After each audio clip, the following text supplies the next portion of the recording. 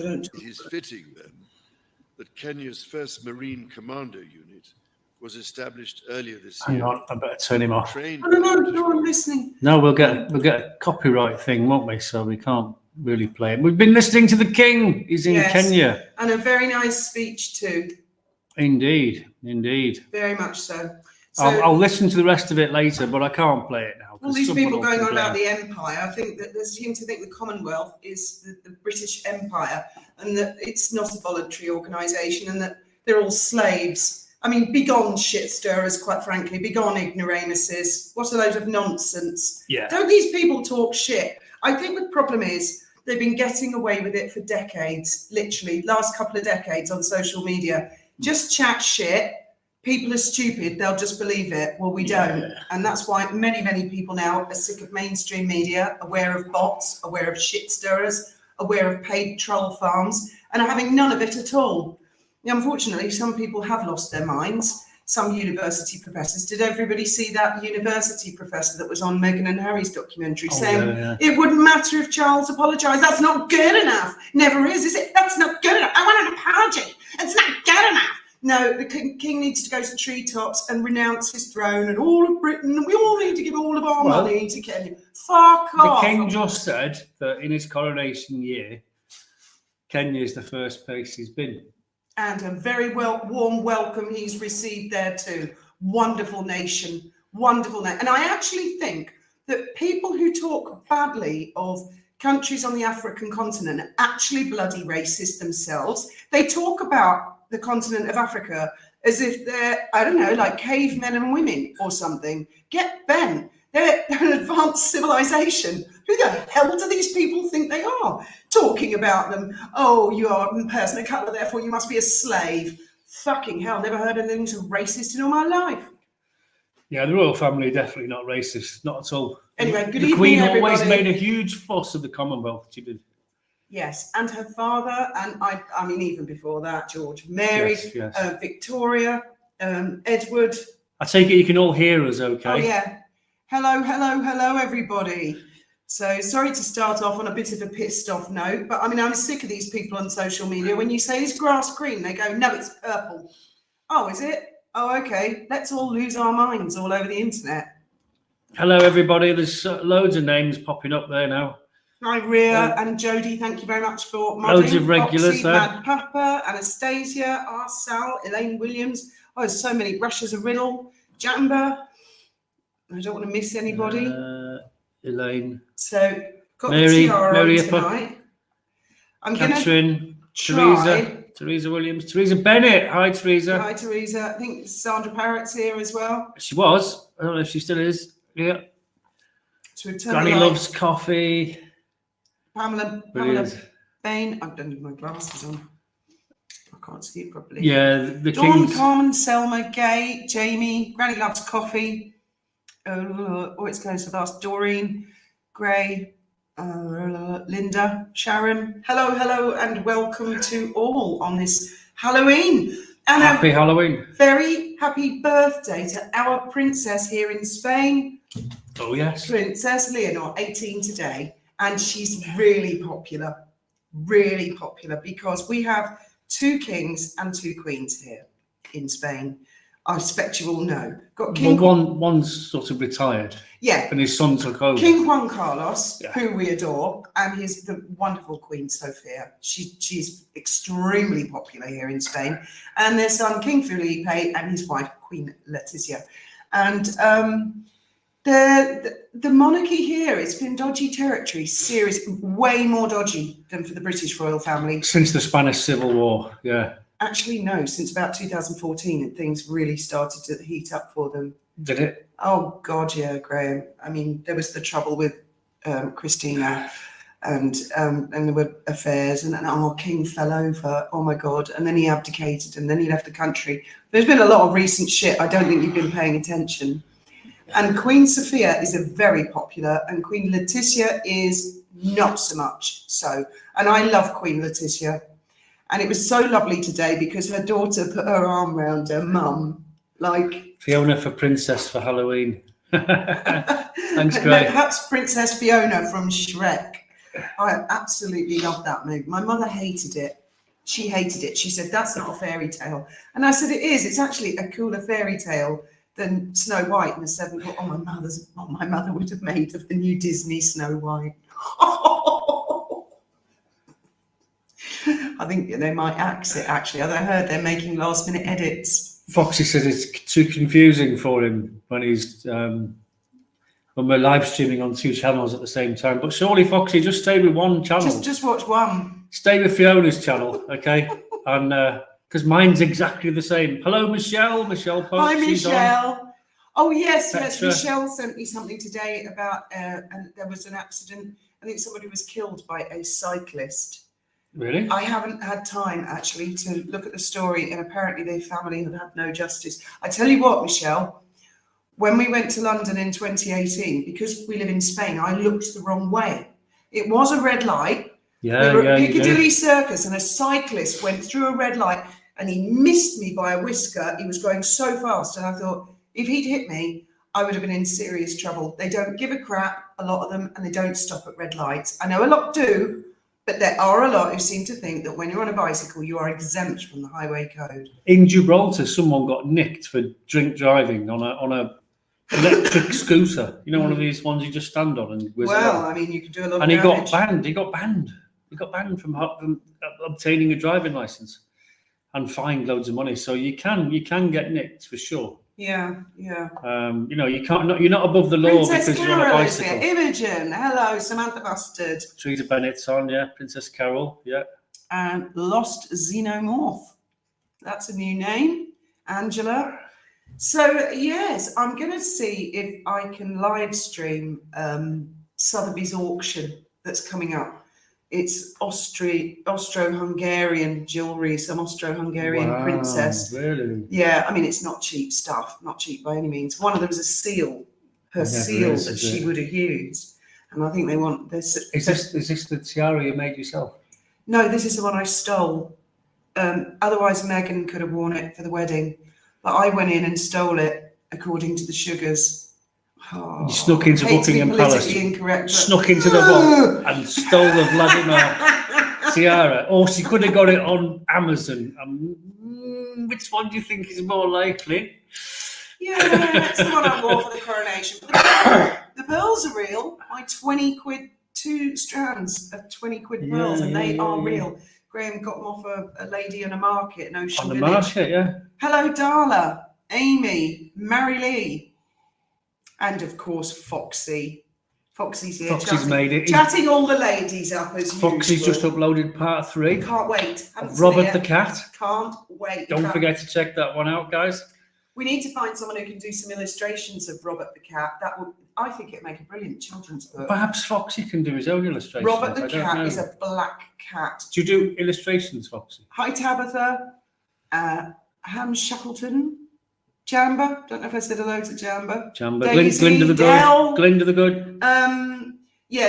Robert is a black cat who loves watching the trains, and in the last story, he got stowaway on a train and went miles away, and then they brought him back. But they brought Lucky him he back had in a the collar train- on with his owner's phone number. in the train driver's cab. Robert. So got we to did sit watch right it, at the front. Foxy, in case you were wondering, we did watch it. Yeah, and all the way to the end. Robert the Cat has his own miniature toy train set. Because, Foxy would be a brilliant children's presenter for like Jack and Ori or something Glinda, like that. hello, you made it. I heard you got back from the doctors in time. Lady Lawyer. So, yeah, we would have had the clocks ready.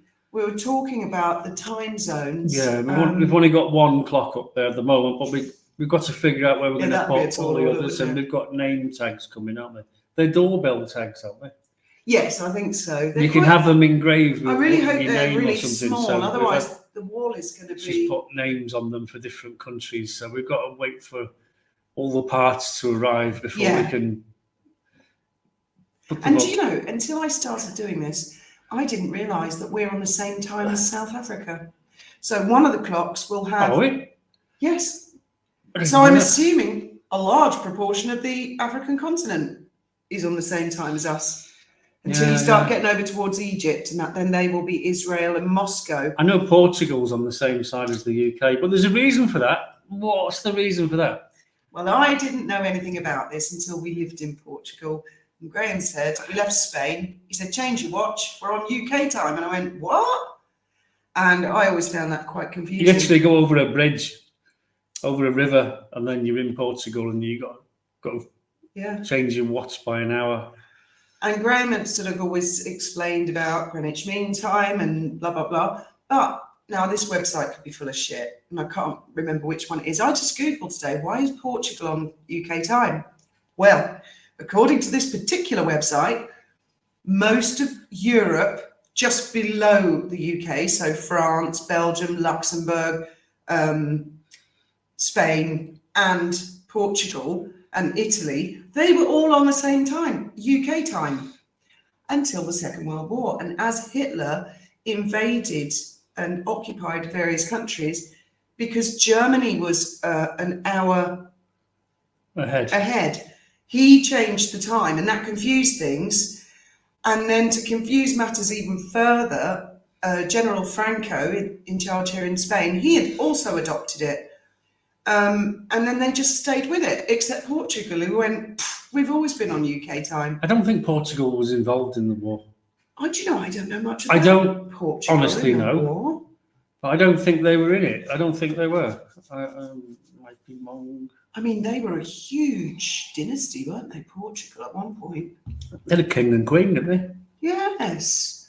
I mean, European royalty is fascinating, especially the First World War and the Second World War as well. A lot of them came unstuck there. A lot of them felt some of them backed Hitler. Well, Napoleon was fighting in Portugal, wasn't he, in the Peninsular War? Wasn't that Sharp? No, I don't know anything. Wellington, all that. Yeah, they were all. Yeah, the British were sort of sticking up for the Spanish. I don't know. I have to look into it more. Portugal and Spain were neutral. I know Franco was neutral, sort of. He was a bit busy doing his own horrendous things. Angela. Hi from Rutland, UK. You know where Rutland is, don't you? No. Wasn't that the Battle of Bosworth Field? Do you know, I don't know where Bosworth is either. Is it somewhere near Liverpool? I think it's in Rutland. Or is it in York? No, it's miles away. Anyway, isn't it Richard III? I'm really... Switzerland, Spain, Sweden and Portugal, all neutral in World War II. Yeah, I knew that about Switzerland. Definitely. Yes, I'm going to try and live stream this auction on Sotheby's because I've watched it before and it's just fascinating. I mean, the bids come in so fast. It takes about 30 seconds, sold, gone, they're on to the next. And it's, I mean, if you were in it to win it, your heart would be racing, never mind eBay. Didn't you say you wanted to buy Margaret Thatcher's ring? I did. The black one. I did, the amethyst. I wanted to buy her ring. It wasn't a particularly valuable ring, but no, because she had it, I suppose that it was up for auction. Bumped the price up. Did you know? Yes, I think that was the Sotheby's auction I was watching. Was it? And it went for about $5,000. I thought, there's no way I'm going to pay that for Margaret Thatcher's ring. But I just, it's like one of Winston Churchill's last half-smoked cigar. It's just that fetched a lot of money, didn't it? I think they have it in his dog end. I think the dog end. They have one of the dog ends in the music, the war rooms, which we wouldn't. What did they want? £60 each or something? It was ridiculous amount of money. I think it was £30 each. Was it even 30 quid to go in and see a couple of £60, and it's not even like you expect it to be in a bunker, don't you? Like Berlin or something, but apparently it's not. It's only like in the basement, and there's like a load of maps on the wall and a few chairs and tables, and you can do a virtual tour online. So I thought, well, let's do the virtual tour online because we've been there. We just didn't pay to go in. We walked up between the Foreign Office and the Treasury. That's right, and I've never. And there was a riot there the day after with all the Palestinians shouting and that. It was just so cool looking up at the buildings, and there was nobody there, no tourists. It was dead quiet. And this, where we were filming, because we asked permission from the security guards. There's serious security guards there, armed to the teeth, and we said we just want to make a little video for YouTube, and they said yes, but only if you just have the Foreign and Commonwealth Office sign in the background. Don't film up the archways. Yeah, don't. And there were people coming and going, And I kept saying, are you James Bond? Are you James Bond? And a lot of them blanked me. And then this woman came in and she burst out laughing. She like had a tissue and it looked like she was having a shitty day. And she said, I wish I was bloody James Bond. Overworked and underpaid, apparently. Not everyone can have an Aston Martin, you know, at the fire office. But there were people coming out of there and they were dressed not in a suit like James Bond. They were like in a nice leather jacket, sunglasses, fancy watch. I'm thinking, what's going on there? Michelle says, have you seen Sue Smith's latest video? Yes, I have. Unfortunately, I don't know what the issue is with Sue, but apparently she's got issues with YouTube. I really would love it if she started uploading on X. I know she goes to Rumble, and that's great. It's just I find Rumble, I've got to click, and it takes time to load, and then it hasn't loaded. Then I have to click something else, and it's loading, and then I end up having to do like 4 clicks, and I think, shit, that's not the video I wanted. And I found that the clicks don't give an accurate reading on Rumble, because I had Lady Diana's Panorama interview in full, which is blocked worldwide. You've still got that pinned blocked on your worldwide, okay, on YouTube. You cannot upload it. You can't upload the soundtrack. And I even uploaded the soundtrack muted. Yeah. Right, and it said, no, blocked worldwide. I put the picture on there on its own with no soundtrack and darkened it to completely black, and it went, no, blocked worldwide. They know. So anyway, I put it on Rumble. And Rumble don't care, it's on Rumble. And I put a link to it on X. And it had thousands and thousands of clicks. But I went back to Rumble and it said you've had 100 clicks. And I thought, well, how can it have thousands on X and 100? Have you uploaded it directly? I've uploaded it directly onto X now. So right. And I've pinned it to the top. So if you ever want to watch the Panorama interview, it's a bone of contention. A lot of people feel because Prince William said, I never want to hear that interview again, I never want to see that interview again. I'm sorry, I disagree entirely with Prince William about that. I understand it's his mum and it's upsetting, but she was the Princess of Wales. She is part of the royal history. Yeah. She did do the interview, regardless of how Bashir obtained it. That's what she did. It did did happen. She did say things. And if we're going to start going down the road where it's being deleted and it's not allowed to be there, you believe it, in 20, 30 years, there'll be the equivalent of sugars out there twisting what she said and talking shit. They'll say there was no interview. It is essential that the Panorama interview is recognised as a part of history. She did it. She said it. There is no denying it. And if I ever met William, I would emphasise that to him. I think he was emotional, and that was a knee-jerk thing he just came out with there and then. Yeah. And I don't think he should have done it. And the BBC might have been a bit dodgy. Was it BBC? Oh, yeah, Martin Bashir. Yeah. They might have been a bit dodgy to persuade people to do the interview. I mean, all journals are a bit dodgy, aren't they? What he did was he got someone to falsify bank statements to make it look as if Patrick Jeffson, Diana's private secretary, had been receiving lumps of money. Right, from somewhere, which was false. That's been established. That was false. Right. Having said that, but did you know it was false at the time? Diana didn't know it was false. But did Bashir know it was false? Yes, apparently. So he obtained the interview with deception. Exactly.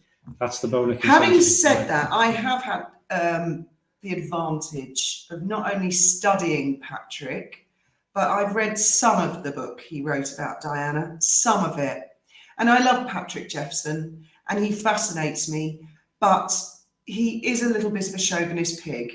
Like in the book, he would say, oh, I cracked a joke about don't mention the war over an Audi. Jodie agrees. It's part of history. Diana knew Faulty Towers, and he just sort of said, oh, she's a bit blonde and didn't get the joke. And I thought, fuck off, Patrick. But he's a dinosaur from another era. So I can't imagine Diana sort of looking at Patrick thinking, but he was completely innocent in that. But she did do the interview. It's there, it exists. And look at the Crown. If they just delete it and it's not allowed to be seen anywhere, to blow my nose. Other depictions. Oh, do you want to go this way? Okay, your tissue. Other depictions will for sure. I'll get it. I'll get it. It's like my t-shirt. It's American Army, and I wasn't in the American Army, okay? It's exactly the same as tearing down statues that are apparently associated with slavery. So what if they are? Characters like Winston Churchill have done great things. They've done bad things. They did things. It happened a certain way. You can't go around erasing history. Oh, which brings me to another matter. I see the BLM ladies gone to prison. It's in the Daily Mail. I couldn't find out how long she got in prison. £30,000 of procuring charity funds fraudulently or something on £6,000 on Uber. I got halfway down the article and the Daily Mail put an advert block and I couldn't get past it. So I can't read the article now. I mean, talk about ramming advertising down your throat. Right, let's read a few of these comments. We have to get onto some ghost stories as well. Imogen, Granny, I didn't know that. It may be that certain palace operatives may have passed info. Well, yeah, I mean, it's the same thing with Diana, right, as it is with Harry. I'm sure that the members of the royal family feel paranoid all the time, wouldn't you? But the fact of the matter is, hairdressers talk. They go home and they just talk to their family. Sometimes people are really intuitive and they get on the money and they guess correctly. And then the royal family member might think, God, how did that royal correspondent know that? When it's just a guess. It was just a guess. And yes, it can make them feel paranoid. And yes, there was a PR war going on at the War of the Waleses at the time. So yes, things were sensitive, things were heightened. I agree with Lady C. I think Diana would have done that interview with or without Bashir persuading. But the fact of the matter is she did do it and she did say it. So my videos, I leave them all up. I never delete ones. Because if something happens and they say, well, you look a right fucking idiot because you said that last year, I would say, yeah, I said that at the time because that's how I felt. Or I'd say, oh yeah, I said that and I was a dickhead. I got it completely wrong. But what we must not do is delete things and pretend things were never said. That's utterly lethal to history. Yeah. I think that's change history. I think that's why my education is so shit. Why? Because they weren't allowed to talk about politics at school. All we were allowed to do was volcanoes, tectonic plates, sheep, how many sheep there were in New Zealand. Not allowed to talk about boundaries. No, weren't allowed to politics. talk about. It's all geography doesn't consist of things like that. My son, I told you, my eldest son, Richard, he got an O level in geography. Well, it wasn't an O level. It changed into GCSEs, but he got a GCSE in geography. And I said, "Oh, well done, really good. Do you know where Germany is?" No. I said, "Well, you know, from the UK, have you got sort of any idea which direction it's in and how far?" No. And I thought, how can you have an O level or a GCSE in geography and not know where Germany is? Do you know where America is and Australia? You know? No, no idea.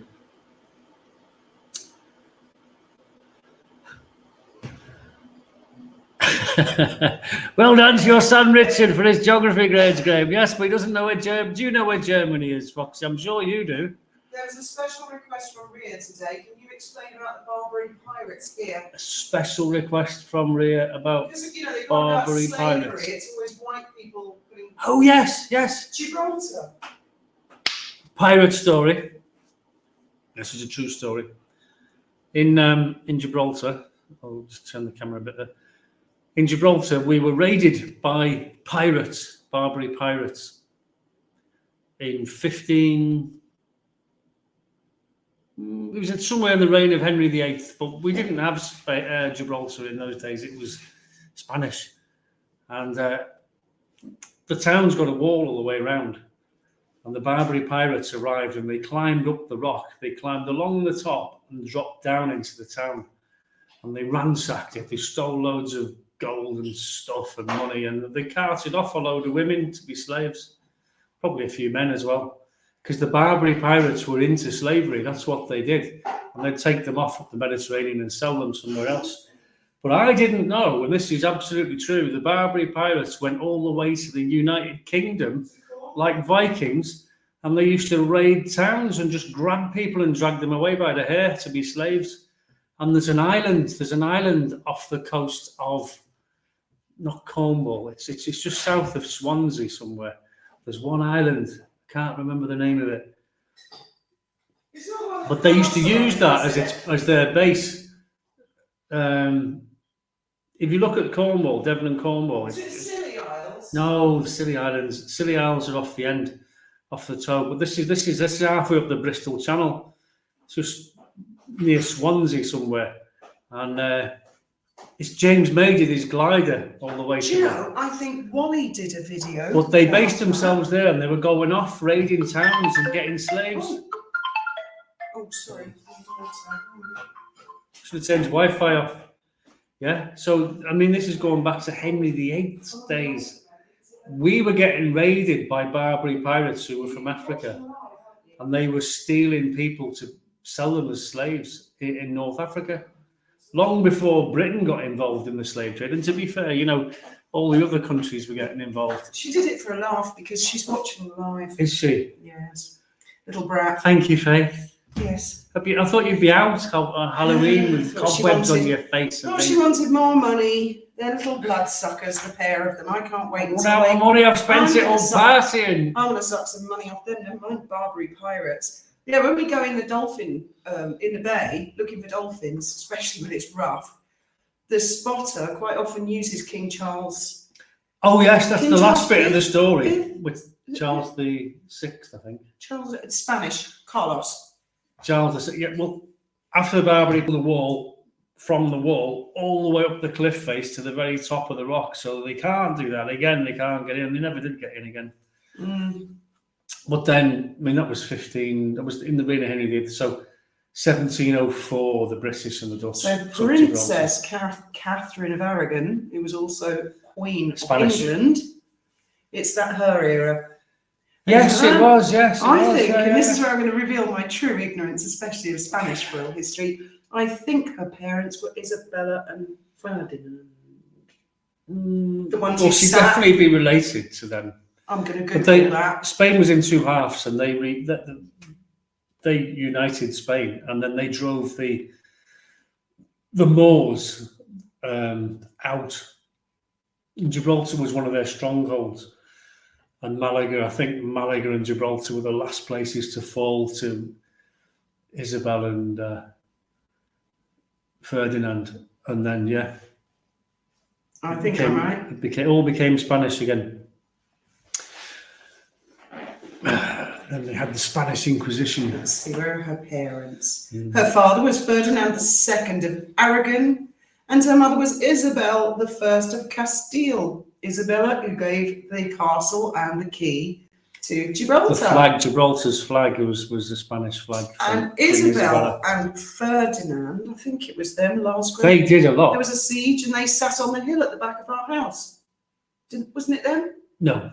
Oh. Right, okay. Which king and queen was that? That was much later. That unless they were 200 years old, it wasn't then. Well, that was 17. I think I did rather well. So 18. I bet you didn't know Catherine of Aragon's parents were. No, I didn't actually, but I knew Catherine of Aragon was Henry VIII's first wife, mother of Queen Mary, and instead of granting a divorce, because he should have said to the Pope, "Look, she's not giving me any heirs, sons. Need a divorce, mate." If the Pope had gone. Oh, go on then. I mean, you wouldn't have had all that bloodshed, would you? Talk about sexist when you think Queen Mary I. Was she Queen Mary I? Yeah. And Queen Elizabeth I. Queen Mary. They had bigger balls than any chap. Good God. Especially Elizabeth I. Fucking hell. And Henry's there. I don't know. What was it? Shakespeare said, I may have the weak and feeble body of a woman, but I have the heart of a lion. Heart and soul of a concrete elephant. See, I know little bits and pieces. Believe it or not, I didn't really know who Charles II was until I realised who Nell Gwyn was, who was a mistress of his. And I didn't find out who Nell Gwyn was until I saw a TV commercial for Jaffa Cakes. Do you remember the TV commercial? She had big knockers and a corset, and she had her oranges. And she said, "Oh, they use my oranges for Jaffa Cakes," or something like that. And I went, with a corset and big knockers always gets my attention. Who's she? Who's she? And they said she was the king's mistress. And I learned that from a TV commercial. I learned most of what I know from TV.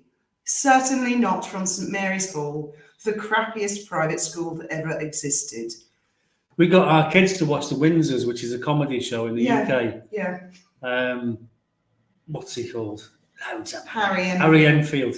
It's a proper piss take of the royal family, but our kids started watching it and they started recognising the real characters on the news. Well, I tried to... That's her, that's him. I tried from when they were little to explain who the Queen was. Not interested. Pointing out the money in the stamps.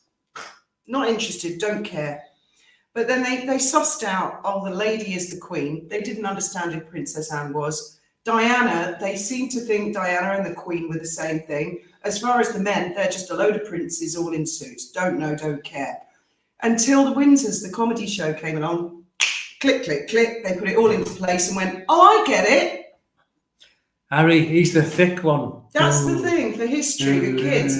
It's about making it fun. And Uncle Andrew, he's there with his cigar, doing all his dodgy deals. Yes. Oh, that's him. That's him. And you didn't know who Beatrice or Eugenie was until that was on, or Pippa. You go, who's Pippa? Who's these? And I said, oh, Graham. It's true. To my shame, I learned all about these people from Harry Enfield. Because history should be made fun, not. If you haven't seen The Windsors, it's a piss take comedy of the royal family, and it's on Netflix. And I'm sure there's clips elsewhere. It was so sweet afterwards because they said, "Can we Google these people? Do they actually really look like that?" We were like, "No, they." Who's old enough to remember stamp sixpence, Princess Anne 2.5 pence? Was Princess Anne on a stamp? I didn't know that. Not normally, but they do commemorative stamps where they put all different kinds of people on there, but the Queen was always in the top corner. Right. Yeah. Oh, right, yeah, of course. I mean, how many people out there now, like Foxy, for instance, he's there. He's would remember, of course he wouldn't remember the old money before the decimal money came in, the threepenny bit. I don't remember the old money. The 2 shillings. She was only born in 1970. And I think 70, 71, they did the switch, didn't they? So you won't remember half crowns. And I'd only be 10 years old myself. 9, something like that. But I remember all the old. I've got a case, actually, in the cupboard. Let me just go and get it. Oh, my God, here we go. I want to show you this. Don't make a mess. Dragging everything out of that storage cupboard. Because there will be people on there that remember. My sister was particularly irritated because she'd only just learned all the imperial old money, and then they brought metric in and she had to start all over again. So she was really irritated about it. And I remember we had florins still when I was a kid, and they said just call it a 10p. That was a 2 shillings. But it was whatever a shilling is. Now look, I'm not going to bore you because there's loads of people out there who know exactly what I'm about to show you. Okay, but just for the benefit of people who live in other countries. You've got coins on both sides. No. Oh, they go right. I'm going to try and hold them up. These are. That's it. Obviously, that's not a real coin, but all the rest are. What's the square one? Well, it's not a real coin. It's from the Royal Mint, isn't it? Well, it's a coin. It's a mint thing to say this is an official thing from the Royal Mint. Oh, I want square money. That would be so cool. A halfpenny. That's a 1 penny, and there was 240 of them in the pound. I think they're shillings. Is that a threepenny bit? That's a sixpence. Yeah, that's a threepenny bit. Did you know if you find one of them with if you find any money with Edward VIII's head on it, worth a bomb. And on the back, you've got Queen Elizabeth. You can't see very well, but I mean, all these coins went out of circulation in 1970, I think, or 71, somewhere around there. Remind me, guys. But yeah, it's in a commemorative case. And you should put that on the wall side. I'm going to put my tiaras on. I'm going to make a little shelf either side and have my tiaras. So, I mean, it's the sort of thing you bought years ago and you thought, that'll be worth money one day, and it won't. But it's worth keeping. But it's interesting, isn't it? It's one of those things that's just interesting. And if you've never seen them before, then it is. Right. But they were genuine coins at the time, and they were selling them off in packs like that in mint condition. I think there's the my copper mother ones had have got loads and loads of old coins. Oh, Trevor's 1971, there. 1971. Oh, Trevor's on. Trevor's got Saddam Hussein money. Are you taking the piss, or really? No, he was in Baghdad, wasn't he? That's where he got his medal. I love dictators. Anything with a dictator's head. I've been out there with a metal detector looking for coins with Franco's head, because we've got bunkers. Dictators, big money. Get a bronze bust of any dictator in the world. They're worth big money, especially in New York. They love dictators in New York. He's a dead dictator as well. Then he's double barreled. What was that guy? The guy with the little moustache. Oh, Billy. Billy. It was a TV series where they were awesome. buying lost property from the railway station. You know, like one of these storage locker programs. And he bought this bust of this dude, and he like, I don't know who he is. I got to find out. And it turned out he was some South American dictator, and he's like that. Yes, New Yorkers love dictators. This guy's worth a fortune. Yes, he reckoned it had been on the top of the pillar. Oh, I want to get the metal detector inside. And when Trevor said something, I forced a dictator at GB. Oh, did you? Tell us about that, Trevor. Oh, Trevor. Oh, dear. Trevor's been in battle today. Please, all right, please don't forget to like. I'm reading out Ria's comments. Yes, I'm lucky enough to know what that amazing feeling when grandparents would press a crown into your hand at Christmas. Yes, yes. I remember my granddad coming around with a half a crown, which was in today's money that's 12.5p, but in those days it was like you could buy a lot with it. Half a crown, yeah, that'd be. What could you buy? I don't know. That'd be like 2 sixpences, wouldn't it? You see, the problem 2 is shillings and to those of us born 1970 and after, I don't understand a fucking word of what you're talking about. Well, a crown was a quarter. I mean, if you're American, a quarter of what? A quarter of a pound. So today's money, 25p. Right. A crown is a 25 pence piece, if you like, right? But back in the day, you know, inflation's got out of hand. That's why things got. My mum and dad bought our house, which was a 3-bedroom, semi-detached house in Liverpool with a driveway, and that was £2,000. They bought that in 1960, something like that. My father. Same house must be like £400,000 now. My father bought half of 86 High Street, which is a town. It's a terraced town mansion with about 28 rooms in it. He bought half the building for £8,000, something like 1965, and he sold it in 1990 for $250,000. So to put it into some context, and my grandmother, she worked sort of part-time at Boots. She did about 25 hours a week, and she got £15 a week in the 1970s. Well, you could buy a lot. You could buy a lot with that money. Yeah. You know, so 240 pennies in a pound. Right. You know, you could buy things for a penny. And when they went decimal, there was 100 pennies in a pound. Okay. And all of a sudden, like your pound was getting smaller, and you can buy less and less. And a pound today is change of a fiver. There always is, when they change currency, there always is huge inflation. That's automatic. Happened in Europe when the euro was launched. We actually witnessed that because when we lived in Holland, we had the guilder. And the peseta. When we lived in France, we had the franc. Yeah. But then we had the peseta. Yeah. And then the euro came out, and woof! But the euro was really crazy. No, what happened? A lot of people took advantage of people understanding. That's exactly the difference. You know, and things settled down again, and it was great. It was great. Bit. No, there was €1.50 to the pound when the euro first came out, which was great, and now it's about 1.10. Although 1.15. The pound has done better than the dollar, because you were saying your dad said that when he was younger, there were $4.50 to the pound. $4 to the pound. And now I think there's $1.50, $1.20. $1.35, something like that. I don't know. I'm not. So last time I looked, pound has taken a bashing. But pound's massively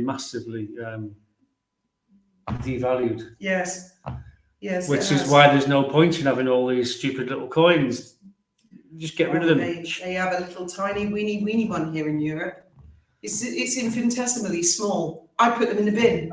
They're they're half a centimos or a quarter of a centimos, and I'm like, who the hell even invented this thing? They're minuscule. I bet I've got one in my purse. Cent. I think 1 cent's the smallest, isn't it? No, there's a smaller one. Do they? And I literally, when I find them, I put them in the rubbish. I used to just fill I don't want to carry the weight. big tins with them, and then you can take them to some supermarkets. You can pour them in. I mean, I've the even, machine, and then they'll give you a voucher to say you can spend that in the shops. I've even laughed with it. There you go. There's one. I mean, what is the? I've even laughed with Anna, and she said, "I don't want it." What is the point in having them? I mean, you can't buy anything with that. Nothing. All they do is add weight to your pocket. What does it say on it? I think I it's a can't half a read cent. that. No, it's a 1 cent. No, 1 It cent is to bigger. 1.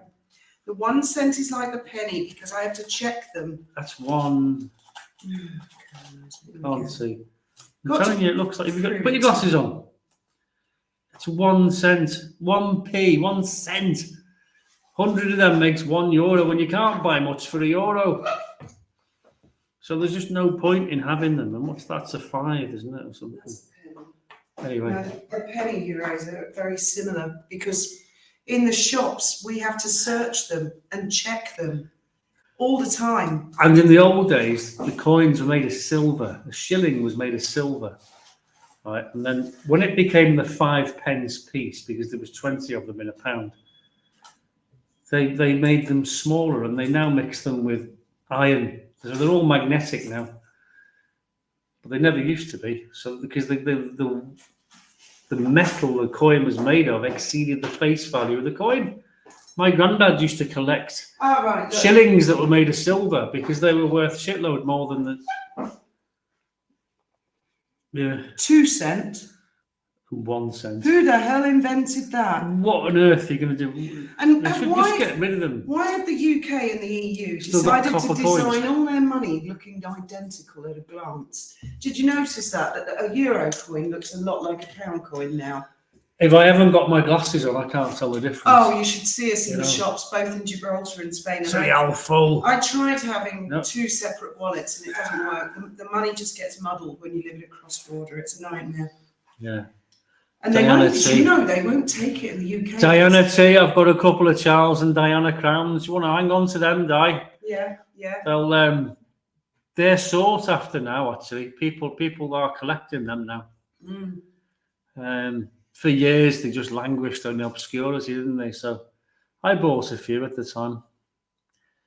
Oh, hang on, go back up. Someone made a valid point.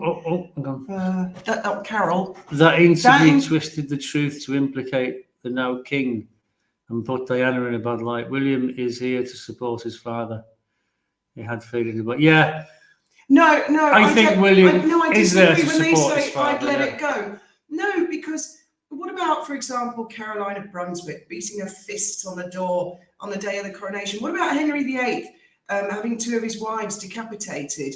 Well, why don't we just erase anything that's unpleasant and just pretend it's all la la la la, like the wokies want to do? She died in her sleep. They want to tear down statues of people that they say are associated with slavery and not talk about any of the good.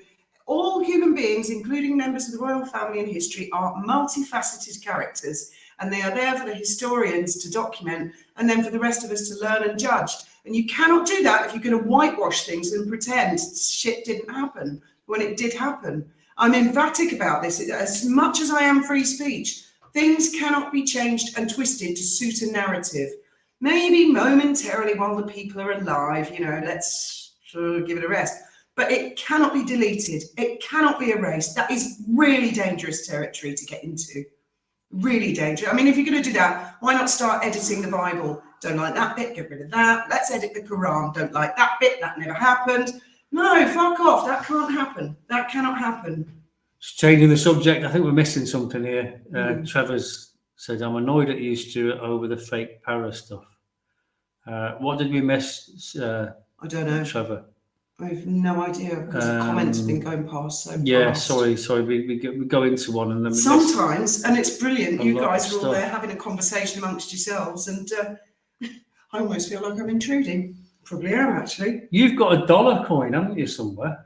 I've got Was it an American one or a Canadian one? I've got a silver dollar, an American. I bought off eBay a lucky silver dollar. Because I just wanted a silver dollar, and I've got a dollar note ready to give to Sue Smith.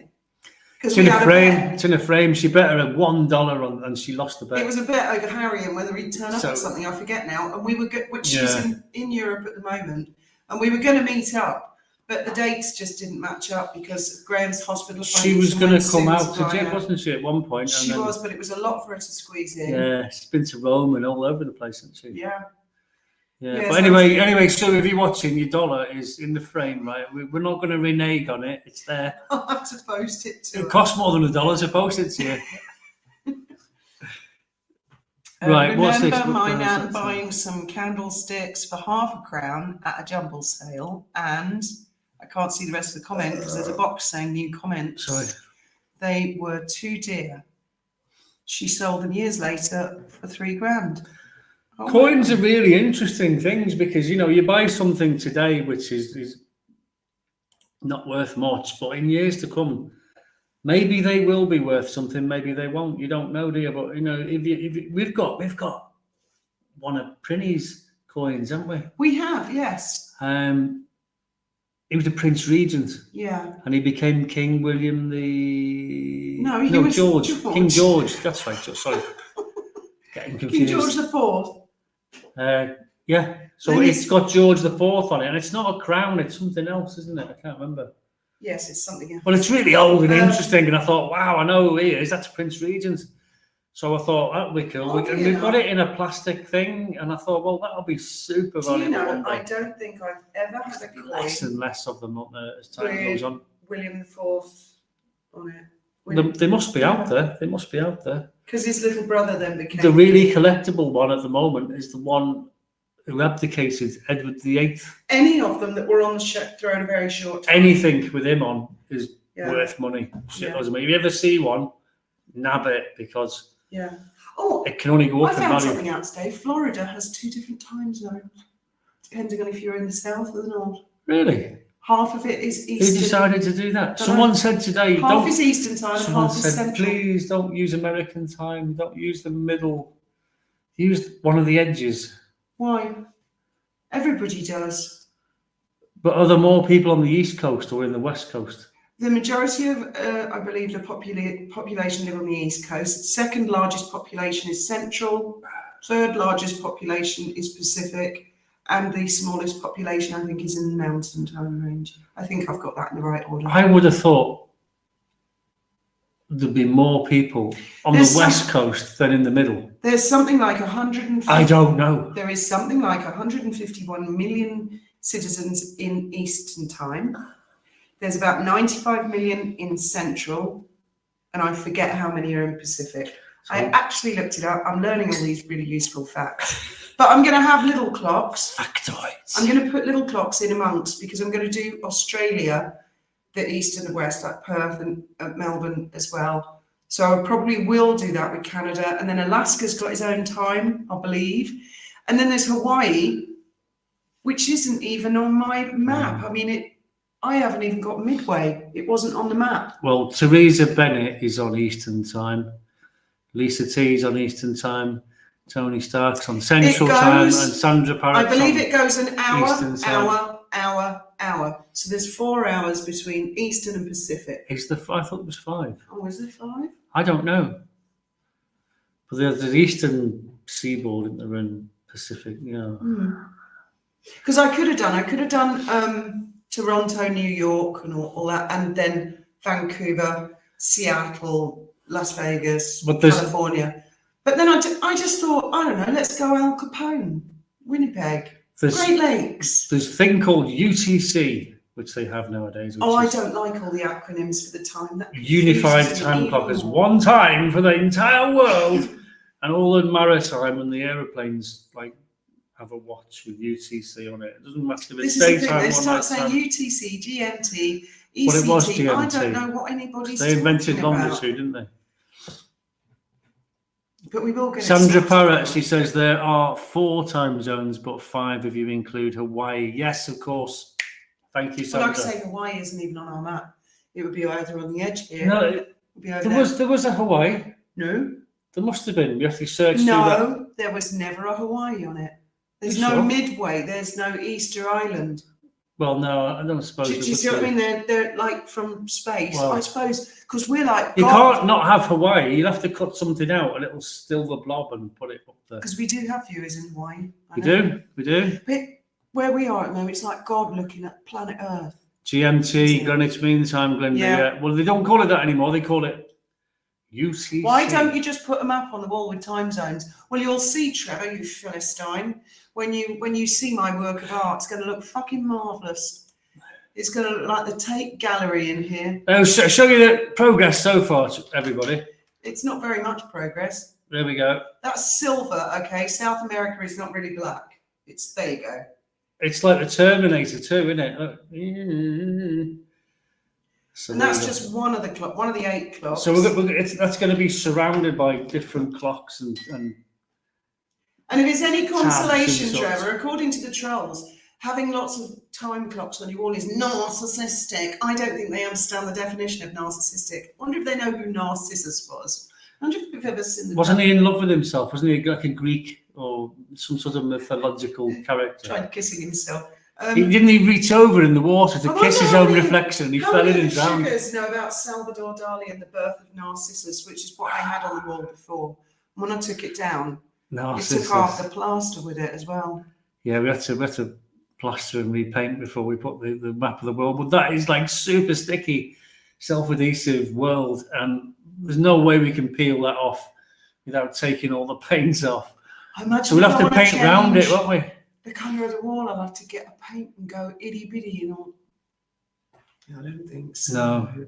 I don't think so. That colour's there to stay. Katrin said many countries don't follow the correct time zones, and that's true. That's true because you look at the international date line. It's like, fuck it, I'm going to use my Sandringham time. Sandringham time is like 2 hours different to the rest of the United Kingdom, and apparently Balmoral had another time, which was 1 hour 45 minutes out. Fuck it, let's be awkward. Let's be on Balmoral time. We should have La Linea time. Fiona and Graham time. Yeah. Narcissist fell in love with his reflection. Yes. But I heard he bent over the water to kiss himself in his reflection. Fell in and drowned. Yes. So his own vanity killed him, basically. How embarrassing is that? The story. There's some embarrassing deaths. I know someone who, well, I don't know him, but I read about him.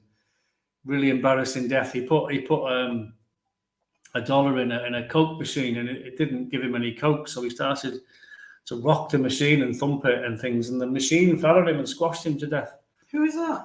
Some dude. It was in a article I was reading about, which was embarrassing deaths. I thought you were talking about Greek mythology. No, didn't have Coca-Cola in. I used to get confused between Narcissus and Romulus and Remus. Romulus and Remus were the gay guys, and neither of them could swim, and one fell in the water and went, "Ow!" And the other one went, "I can't swim, but I love you so much," and he jumped in the water, and they both drowned. I think that's how the story ended. Okay. I don't think I ever read that one. But I've heard of Romulus and Remus, but I mean, don't know if they were trees or something. Wrong Coke, yeah. Sean Atwood channel, listening to stories about UFOs. Okay. Yes, haven't seen any UFOs yet. I live in hope. I'm going to get a telescope on the roof, then I can stargaze. Oh yeah. I'm getting messages. Someone sending me messages. It's probably our children taking the piss out of us, watching us online. Better check in case it's important. It's my sister. She will not be watching us online because she barely knows the internet exists. Bless her. Oh, sorry, it was your birthday. All right, don't read it out. Oh, God, man. Birthday wishes for last week. I forgot to tell you she sent you a message last night. Oh, did she? I stayed up all late last night and I found her message at about 3 a.m, and I thought, I can't reply to that this time in the morning. Of course, Megan wouldn't care, would she? She'd be there. Trevor's off for a drink. See you later, Trevor. See you later, Trevor. Have one for us. Oh dear, stress. I don't know. He'd be on the burned out wreck. Diana T, just watched Famous Fortunes, worth a watch. Oh yes, someone was saying at the beginning of this, could we give somebody a shout out because they're having a difficult time? But I forget the name. I think it's a YouTube channel. I forget the name. So if you want to put it in the chat, then I will say. It's not one I'd heard of before, but definitely check it out.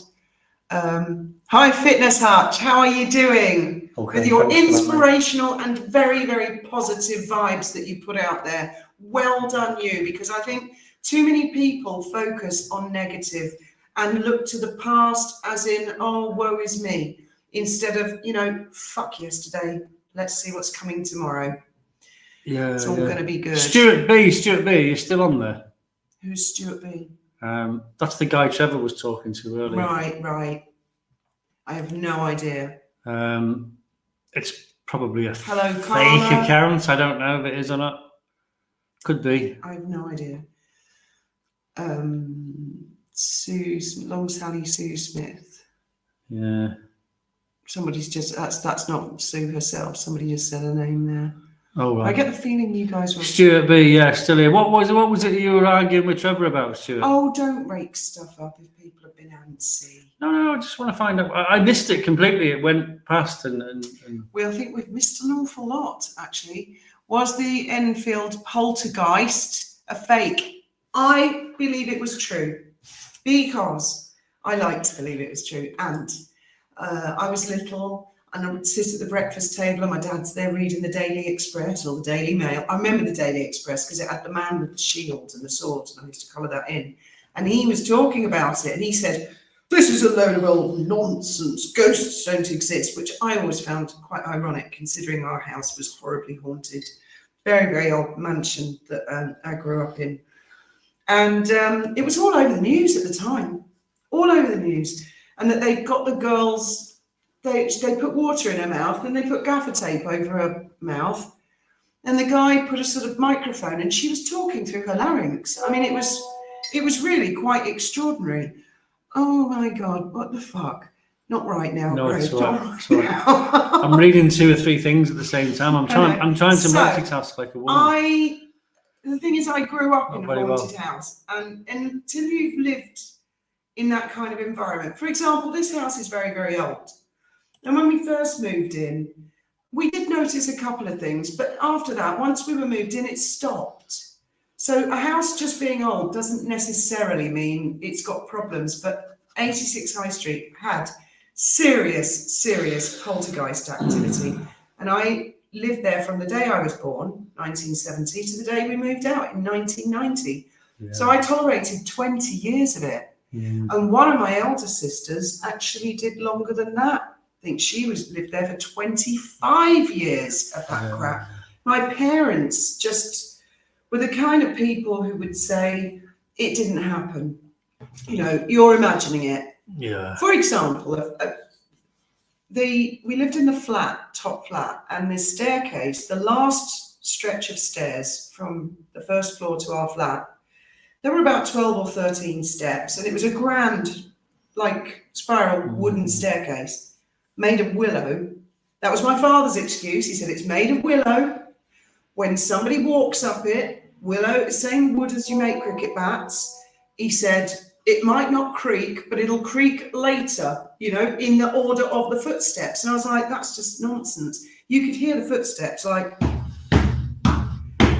you know, get somebody always walking up, and stopped at the flat door, never went down. Yeah. Always walking up, and you'd open the door, there'd be nobody there. All the time. Can I just clear this one? Oh my God. Stuart, I know who you're talking about, mate, and honestly, I'm not going to mention him on this channel. I spoke to him, and I just called him bullshit, and that was it. So I want to leave it there. Anti-stuff on this channel. No, of course not. Stuart, let's move on. You lived in Enfield, Rhea. Fantastic. So, were you familiar with that particular story of the poltergeist? I saw an ITV thing where they found out that an old guy had died. And it was, what's his name? Michael Aspel did the show. And the TV production company in the 90s did some research, and they found that what the girls had said in the 70s tied up with a guy who died in the house before. So I'd love to hear your thoughts on that, Rhea, or anyone else who lived near Enfield at the time. It sounded quite scary, though. It did sound quite scary, yeah. There's been a few documentaries on the telly about it. There was one of the Sun journalists said that it picked up a glass ashtray and threw it at his head, and that's it not cut good, is his it? head.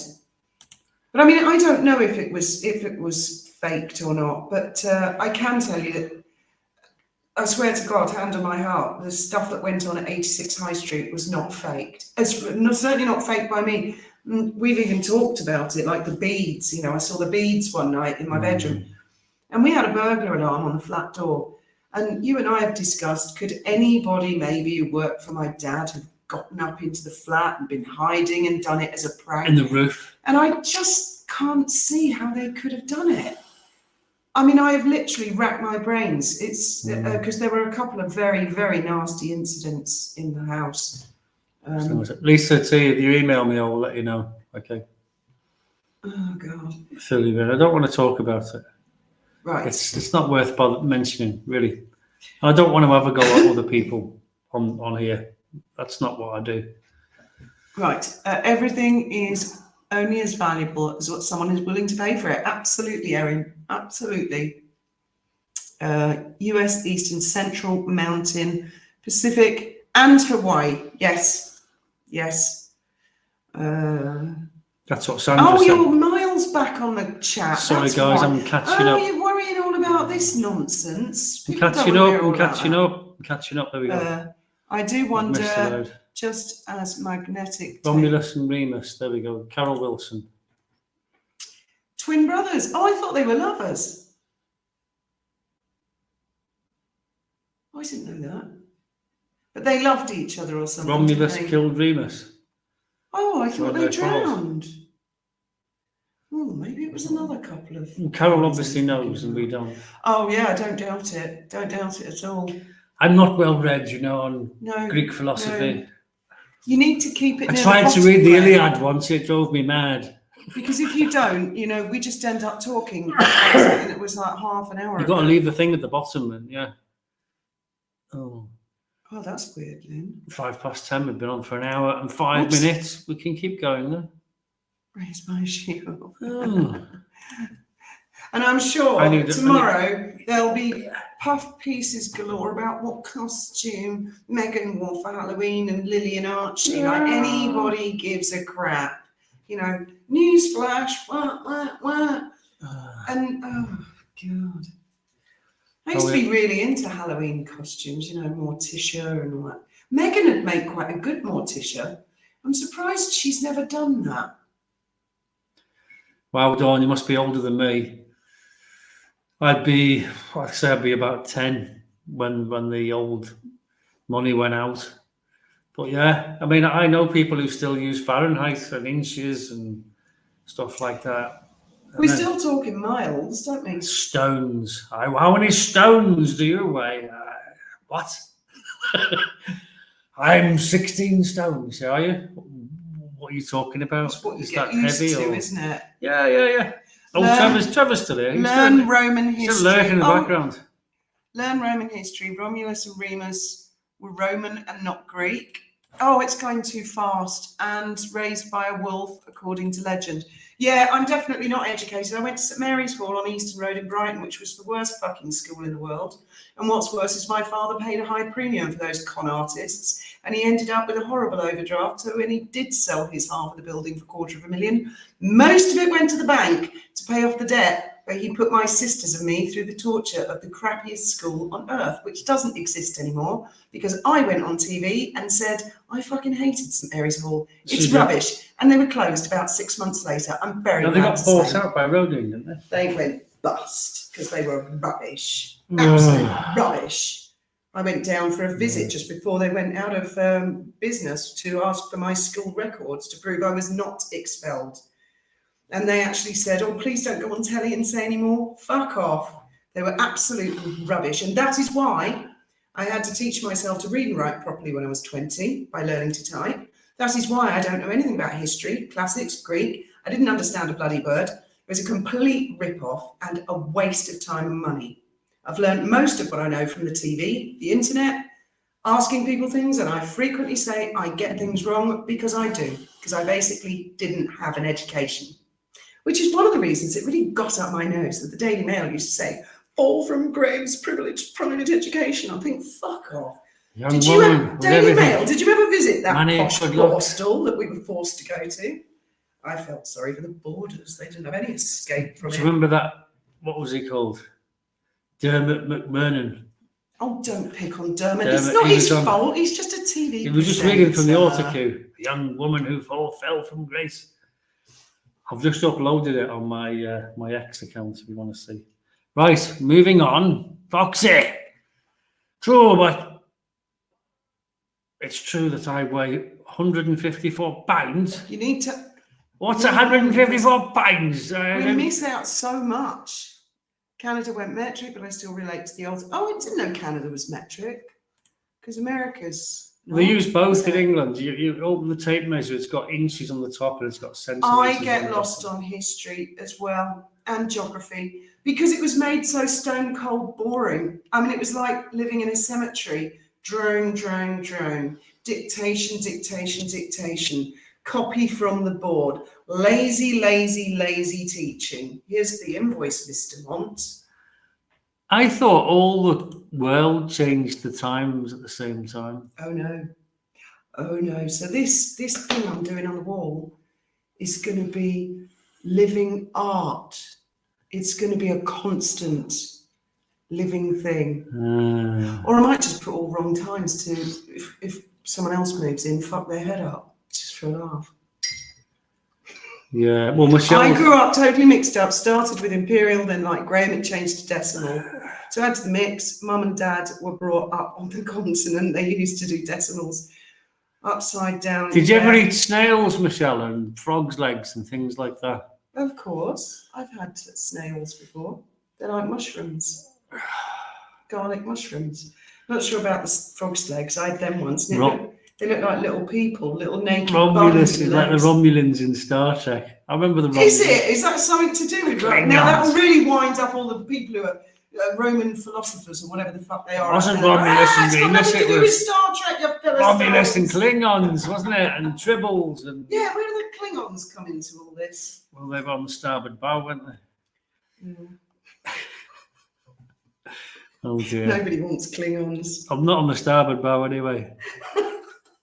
Not on any bow or stern. Anyway, I think we're probably going to wrap this up. He's 5'8". Foxy's 5'8". Yeah, I tell you what, I don't know what I am in centimetres, but I'm 5'6" in. I think, yeah, I'm 5'9.5", I think, something like that. When I was in the army, I might have shrunk a bit now because I'm 62 now. But people do, don't they? As you do, but discs give that's out. about average sort of height, isn't it? It's not like tall, and it's not short. We knew a guy who was short, and he was only about 5'6", but he really had a complex about it, didn't he? Don't, because he died actually. He did, he died. I've got a spooky story to tell you about this guy. I'm going to live. And it I'll happened get more beer. quite recently. I mean, it's not a ghost story exactly. He was called Nigel, and Graham's right. I mean, he was conscious of his height. Anyway, we heard about 2 years ago from a colleague at work that Nigel had died. But she said, I'm not sure if it's that Nigel or another Nigel. So we just assumed, well, it's probably our Nigel who died. He moved away from the area. And then about 4 weeks ago, we were in the Dolphin office with Tim, and all three of us started thinking about Nigel independently, like, oh, I wonder if he did die or didn't die. And we started bringing out stories about, oh, do you remember how sensitive he was about his height? And do you remember this time and that time? And Graham looked him up and he went, oh my God, he didn't die 2 years ago. He died 2 days ago. And Tim went, whoa, why were we all thinking about Nigel? It's like when people die, there's something that they can talk to us, they can communicate. I've had that loads of times, but that was really particularly spooky. It was like Nigel was shouting at us all, going, look, listen, you morons, I didn't die 2 years ago. I only just died. And that was really quite freaky. Any of you guys had that sort of experience? I've had that loads of times. People, just about everybody I've ever known who's died has said something to me, you know, indirectly. Do you know what I mean? Not like I've seen a ghost or I've heard them say something. It's like they've delivered a particular message or a particular thing's happened or something that is beyond the realms of coincidence. Oh, thank you, Graham. Is that for me? Yeah. You come back, I shall make another cup of tea. So yeah, I mean, if any of you, no, I'm all right, thanks. So have any of you ever had that kind of experience? Oh, Graham, you keep pausing the comments and there's like a million new comments. No. You've got to keep it at the bottom so that we can see. My late mother is in a home. She didn't live long enough to, and the comments gone. Oh, they're going quite fast now. Are you going to come and sit down? Do you want some pizza? Yeah. Here, I'll pass you the plate. No, I don't want to eat in front of people. Oh, why not? Well, that'd be a bit We'll rude. make the pizza for you. I'm on the garlic I'm bread. going to make another cup of tea if you want to check some of the comments, but try not to get it stuck because they're all going past, and then oh, there was a good one. Oh, it's gone now. Right, what are you going to go and make? Tea.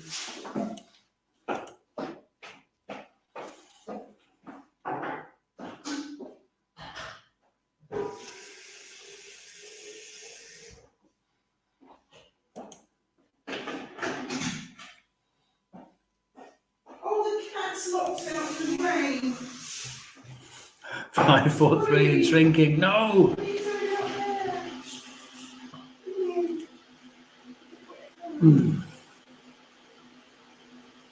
I don't want to come back. You know, if I'm still here next year, which I hope I am, that'll be great. But if I'm not, I mean, I'm not going to try and come back and haunt everybody. You know, it's the last thing I want to move on. You know, you don't know what comes next to you. But certainly not going to hang about here. I'll be off doing what we're supposed to do because we're all going to be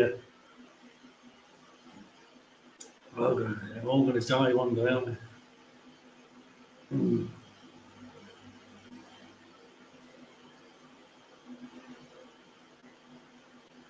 You're still out there, Trevor.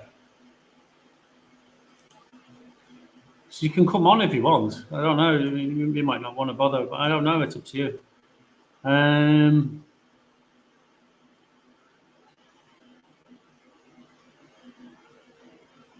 You can tell me about that other situation. Yeah. No, I really don't want to go into one about other YouTubers because I'd rather not bother. I just want to say that I called that person out as a bullshitter, and that was the end of that. I'd rather just leave it there because I don't want to do that. It takes a while to boil, doesn't it? Come back later when you're tipsy, Fiona. She's much more fun when she's a bit tipsy. Who said that? Carla. I don't drink all the time, you know. Only some of the time. We were going to talk about... Only when she's awake. I'm joking, darling. That's the sort of thing that people take seriously. Oh, God, what's going on now? On its way, mate. We were going to talk about all the images in Iran, and apparently Afghanistan was the same. Very much like California, Costa del Sol.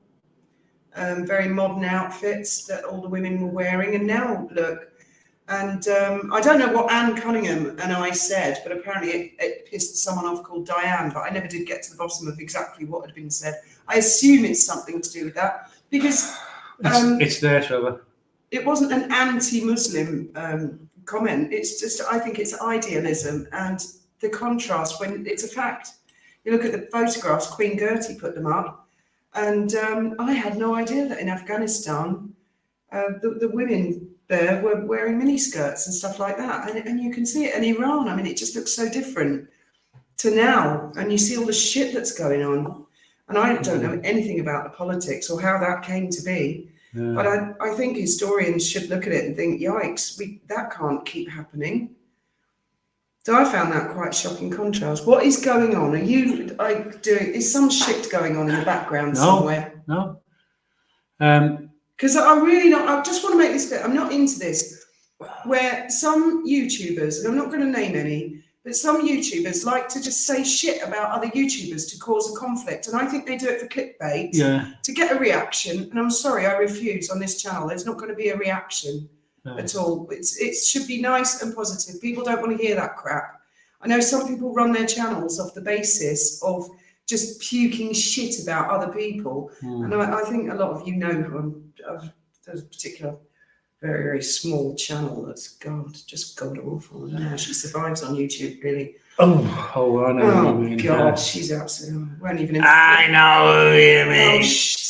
Won't even inflict your ears with her name. But, I mean, it's if people can't be positive, they don't deserve shout outs. Like, Trevor is marvellous. He shouts out smaller channels all the time, full of positivity, and he gets a lot of people trying to drag him and pull him down. And I said to him, just ignore it.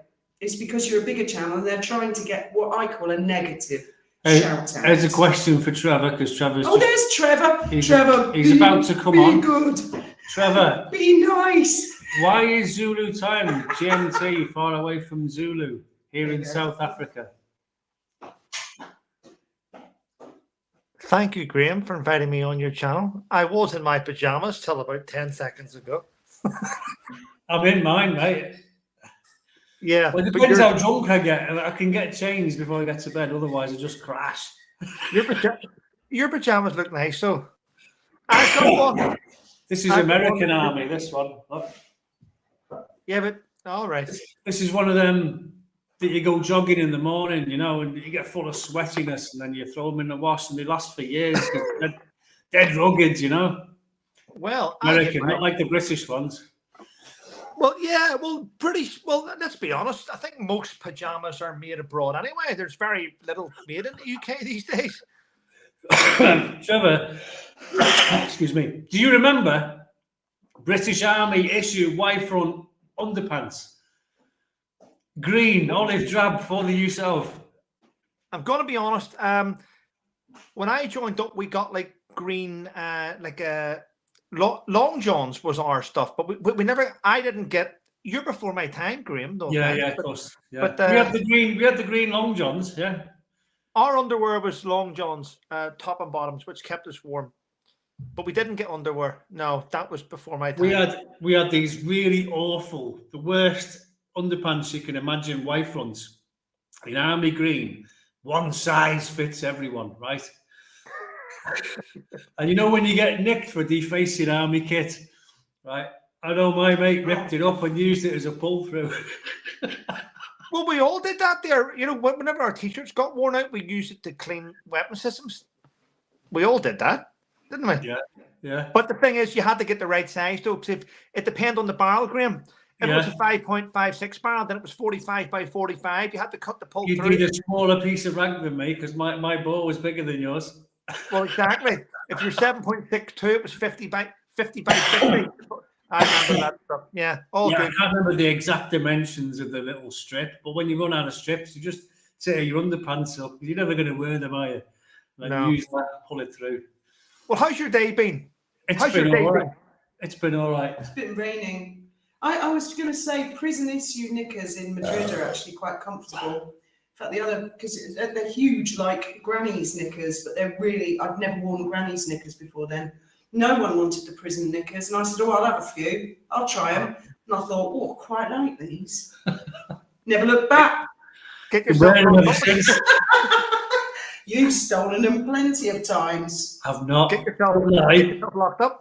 So that's really nice. So I suppose that's one advantage of being in prison, isn't it, Fiona? You get nice underwear. Yeah, there was just the one time I went to prison in Spain. The best, finest prison in the land. Oh, God. Jeez.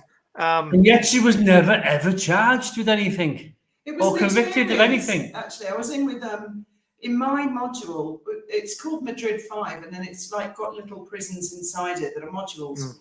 And in my module, I had all the top ETA girls, because when I went to court at Audiència Nacional, their pictures were there, and the ones that were in prison with me had a red cross through, and the ones that were still at large didn't. And they were really strange, the ETA. They were very private, kept themselves themselves, and they cooked their own food. They would not eat prison food. Wow. And the screws used to go up to her and say, don't associate with them. There was one in particular. It's frowned upon. Who was a friend of mine. And she just gave me a little book one day and said, look after that. And I was like, oh my God, what the hell's that? And it had all the phone numbers and everything in it. While she went to go and see somebody somewhere else in the jail. And then I gave it back to her. And one of the screws said to me, don't be friends with ETA. Don't be doing that. No. Well, it was a terrorist group in Spain. I mean, a lot of people don't know, but it's in the north of Spain.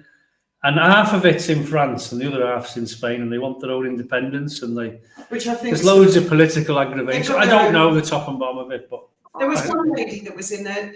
That her husband was the most wanted ETA terrorist, and she divorced him. They weren't even together anymore, and she had 3 kids or something by him.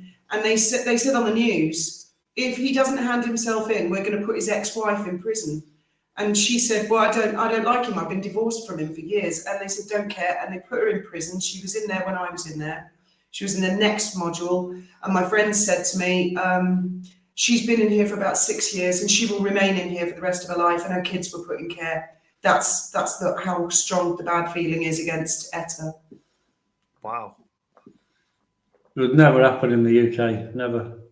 So how's your day been? How's your day been? What have you been up to? You look very smart there, Trevor. You were supposed to be today's been okay. I've had a bit of a rye at Bull. Oh dear. Right. Well, thing is, this is what happened yesterday. Yesterday, GB News phoned me up, one of the producers, and asked me would I support Patrick Christie. Patrick Christie's raising money for Remembrance Day. And I thought, yeah, well, I'll support Patrick. And then they said, well, he's raising money for the RBL. And I was like, fuck's sake, really? I don't support that charity. I think they're corrupt. They need to be investigated. £35 million wage thing. I sent GB News all the stuff. And GB News said to me, well, Trevor, they can't seem to get anyone in Brighton. They can't seem to get anyone in Brighton to raise money for the RBL. And I said, well, that's because people are starting to click on that it's got this. And the producers went, oh, no, Trevor. I sent them all the stuff about the RBL. I said, do your own research. There's all the links. Go and do it all. And they were like, oh, Trevor, he's raising money for RBL. He wanted your support. And I'm like, well, I had this tit-for-tat battle with him going, well, I don't want to come across two-faced to people because everyone knows I don't support the RBL. I'm against them. And so then it went back and forth. And I said, well, I'll come on and support Patrick. But can you not raise money for PTSD Resolution as well, which is a charity that I support? And they were like, we'll get back to it. And they got back and they went, well, tomorrow's about the RBL, but we will do a segment on the lead up to Remembrance Day with PTSD Resolution. And I was like, okay. And then there was a row yesterday. Basically, they raised over 100 grand for, I think it's 135 or 140 now. And I said, that's fantastic, a lot of money. I sent them a message. I shouldn't have done it, but I did it because I'm an ass. I sent them a message going, that's fantastic. You've just covered the CEO's wage there with all the money Patrick's just raised.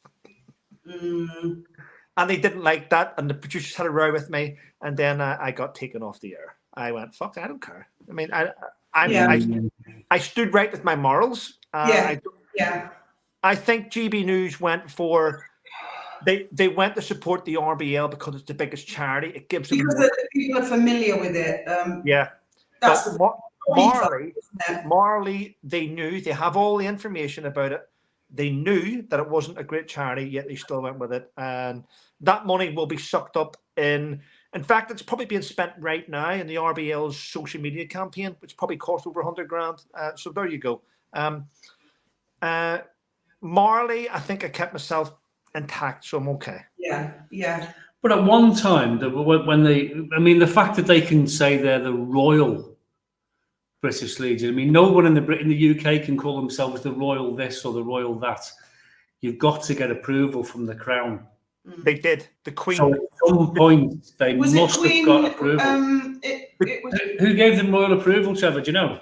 It was the Queen, Queen Elizabeth. It got royal assent. It got royal approval from them. Why didn't they start? I thought it was Hague who started it. Exactly, it was. It started off as the Hague Fund. Now, this is where people today have lost sight of it, because the Hague Fund was started by Lord Earl Hague, General Lord, right, messed up.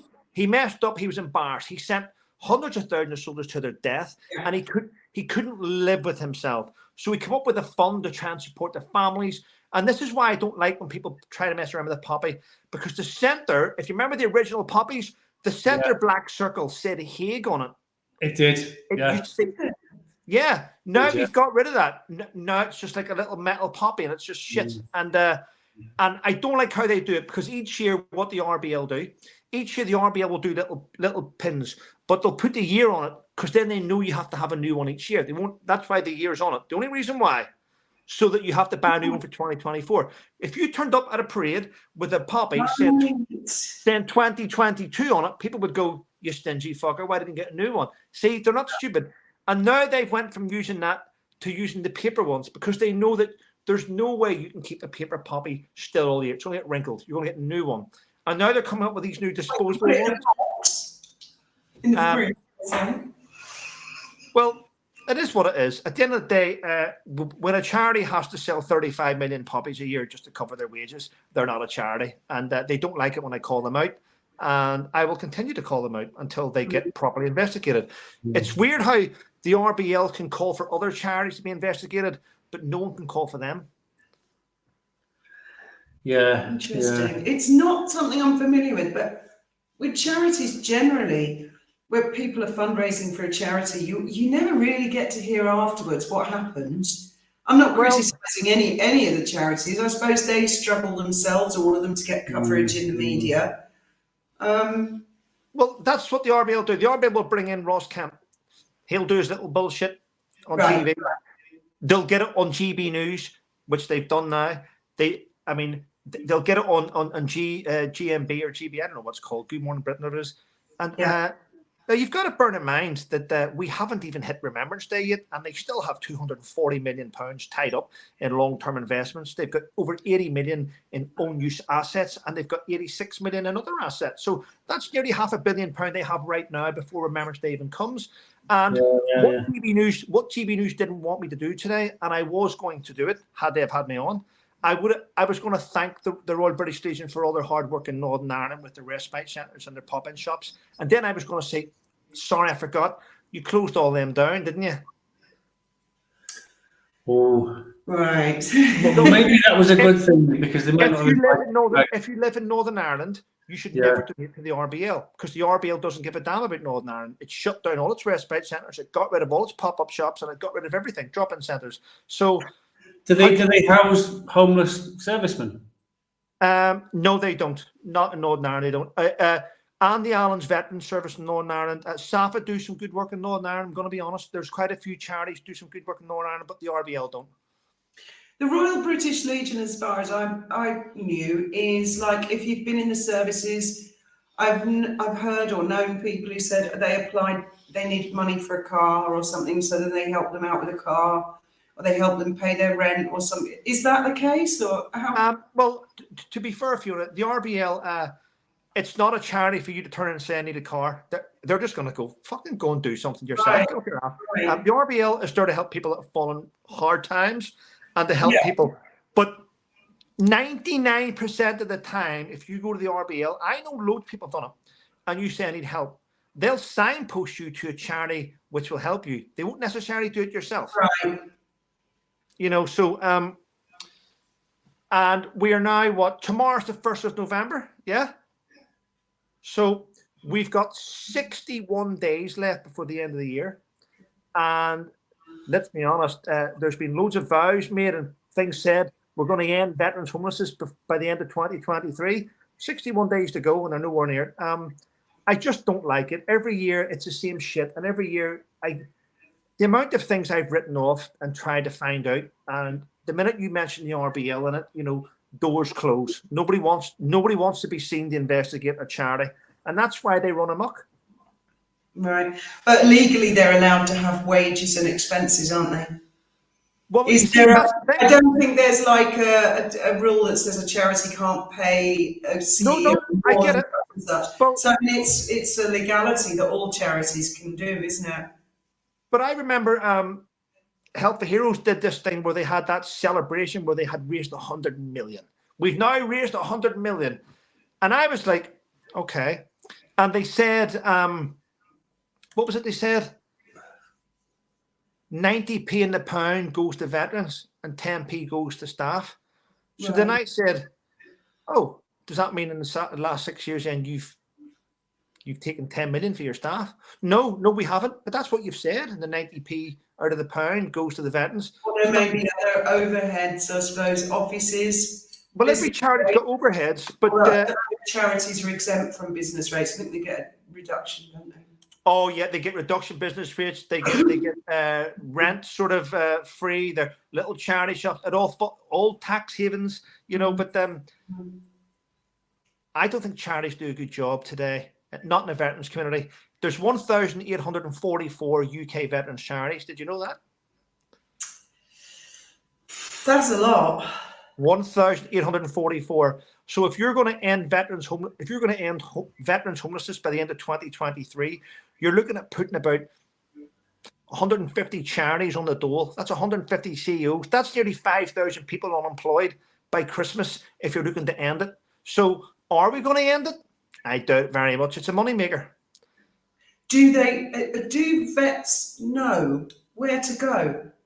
If they say that they're like fuck, my marriage has gone tits up, I'm homeless, do they know there are numbers they can call? Or do they generally not really know? Because they're out somewhere. And Fiona, this is the issue. Facebook is probably one big fraud. Facebook messes veterans up because there's thousands of veterans groups. And whenever you go into a group and you say, I need a hand, you'll get every veteran under the sun going, they'll all signpost you, but no one will take you there by the hand. No one will say, here, mate, send me a message and I'll sort you out. Everyone wants to signpost. Do you know there's there's nearly 100 veterans charities out there whose sole purpose is just to signpost you to another charity? That's really good, isn't it? Yeah. Yes. They call themselves hubs, like the Northeast Hub and the Southeast Hub and this hub and that hub. Oh, they all get funding. But they add no value whatsoever. And and this is why a lot of veterans don't like me, I'll be honest. I get on with loads of veterans, but I call them out. I said, what's the point of you existing? So you want me to help raise money for your hub? What's it for? Oh, someone needs to answer the phone and we pay their. So you want me to raise money for your hub so you can pay the wages of somebody who designs t-shirts and merchandise, right. And someone that answers the phone, and then the rent of your building where you all come to sit down and you all fob off donations so you can have your coffee and your teas and you can plan your next design. I mean, we don't need hubs like that. These hubs are shit. You're either a charity to help veterans or you're not. On the lead up to, and this is why I used to row all the time with Johnny Mercer and different veterans, because they don't do a good job. They don't. They just. Are there hostels? Are there halfway houses or a house? Are there places where homeless veterans can go? Well, under the Housing Act and the Homeless Act and things like that, there you need someone to take you to the. If someone takes you into the council and goes, this is a homeless guy, he's a veteran, here's his name, rank, and number, they can check it out there and then. If it comes back, yes, they are, this who they are, the council has a moral and legal duty to take you to to some place to have shelter. They have to do it, and then they have to put you in the register, and they have to pay your rent and stuff. But I remember, I won't mention his name, but I remember a guy who was doing great work. And he used to say, Trevor, we've got this guy who's a veteran, he's homeless. We've now got him in a hostel for a couple of nights. But our charity only covers, this is true, the homeless charities will only cover the shelter. They need you need another charity to come in to cover the food and clothing. Right. So there's a homeless charity can't grab you and look after you. They can grab you, give you a bed for the night and shelter, but then they need to ask, because the wages and the funding and donations that charity gets is to get people off the street. You cannot, legally, they cannot use the money they've been donated to pay for that homeless guy's food. That's the law, and that's law, which is shit, you know. But you'd think That's there'd ridiculous, be isn't it? like some buildings, dedicated house where, because I mean, if the council housed them, they could be housed in all manner of accommodation, which might not be comfortable or suitable for someone with PTSD. You know, maybe a small family, screaming kids next door, or people who have come from another country, don't speak English, or so. Are there no charities where they have a whole building which is vets, where they are in a place with people? No, through similar things? Fiona, there's not. And the weird thing about these charities is this: if you turn up on a Friday afternoon, these charities are shut till Monday. You know what I mean? Like, I came up with well, wasn't my idea. Me and a few other guys came up with an idea a few years ago with the RBL, and they wouldn't have it. Right? There's RBLs, which are they're little drinking pubs all over the towns, all over the UK. We have one in Jim. What there should be in an RBL is when you walk into that RBL and you may be a homeless veteran, right? You go up to the bar, because there's a bar, and you say, "Hi, I need a hand." They should be able to bring out a book and go, "Who are you?" Name it. Yes. Contact numbers for someone to come in and take you away. Because if you look at all those RBLs across the country, see above them, there's bedrooms, and they, for some reason, they're not for veterans. Oh. They're not. Yeah, exactly. Staff or people that run the RBL. I mean, each RBL should have a call-out list of who to contact if you go in there asking for help as a veteran. Unfortunately, 99% of the RBLs across the country are filled with civilians that know absolutely nothing about veterans. Right. In fact, there was many. I had a row a couple of years ago. I stick by tradition. Now, I don't know if you know this. Whenever you walk into an RBL, there should be a portrait of the Queen in every or the King. It should be the King now. There should be a portrait of the King in every RBL. There should be. That is tradition. However, if you look at the portrait of the King, there's not allowed to be another picture in that building which is above the King. The King's portrait should sit the highest one in the room, and all the other pictures should sit below. I walked in a few years ago now to the RBL in Woodbridge, and I was sitting there having a beer with a friend, and I turned around and I went, "There's no portrait in here of the Queen." And the guy went, "There is, it's there." You know what it was? You know where your granny or your mother would have plates on the wall, framed plates? They had a plate of the Queen. And I said, that shouldn't be there. And do you know where it was? It was about 2 feet away from the dartboard. And I went, "That's in the wrong place. That's shocking." So, and I was said, "Listen, mate, no one cares in here." And I went, "And that's the problem, because you're all civvies and you don't give a shit." So, yeah. Yeah, it is very hard for civilians to understand or appreciate. I'm surprised that the Royal British Legion bars don't have at least a leaflet or a book and a phone and say, "I can call someone. There's a place." Oh, trust me. Or even say, "Do you want a shower? We haven't got rooms tonight, but do you want a shower, something to eat?" Yeah. I'm very surprised. Well, Fiona, look at it from the RBL's point of view. Do you think the RBL wants to promote other military charities in their own facility? No, they don't. Why not? There's all flyers about how good the RBL do and about how we took away 6 World War II veterans the other week to a sandy beach in France, and we laid a poppy. No one gives a shit. Honestly, really. Wouldn't it make them stronger if they're seen to be working with other charities? Well, you would think so. A lot of it, and this is the problem you have in the veterans community. All the small charities fear taking on the RBL because then they won't get grants from the RBL. It's a big.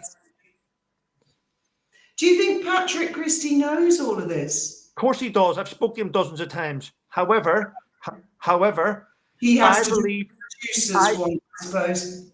I believe it was a GB News decision from the directors, the producer at the top. Patrick put his name to it. Patrick was doing the right thing. He was trying to raise money. He must feel as if he's got the sword of Damocles above his head because a lot of his compatriots have been given the chop, haven't they? Yeah, Is there the grace of God go higher? you've only got to say the wrong thing, and that's it. You're fired, haven't it? I'd be he's got a good heart. He was trying to do a good thing, and and that's why I said I'll support Patrick. I'll do it. But the problem you have here is that Patrick knew, and he was like, Trevor, he's what I do here, and I'm like, I tell you what you do. You keep your job. Don't go against it. Keep your job. You're raising money for the right reasons. It's not your fault. There's a lot of, but yeah, I mean, at the end of the day, yes, we're a poppy. Support veterans. It's great. It's good. You're doing the right thing. It's not our fault as people at the top are very, very greedy in charities, and it's across the board. It's every charity. One of the worst charities is Oxfam for different reasons. But we're all trying to do the good thing, aren't we?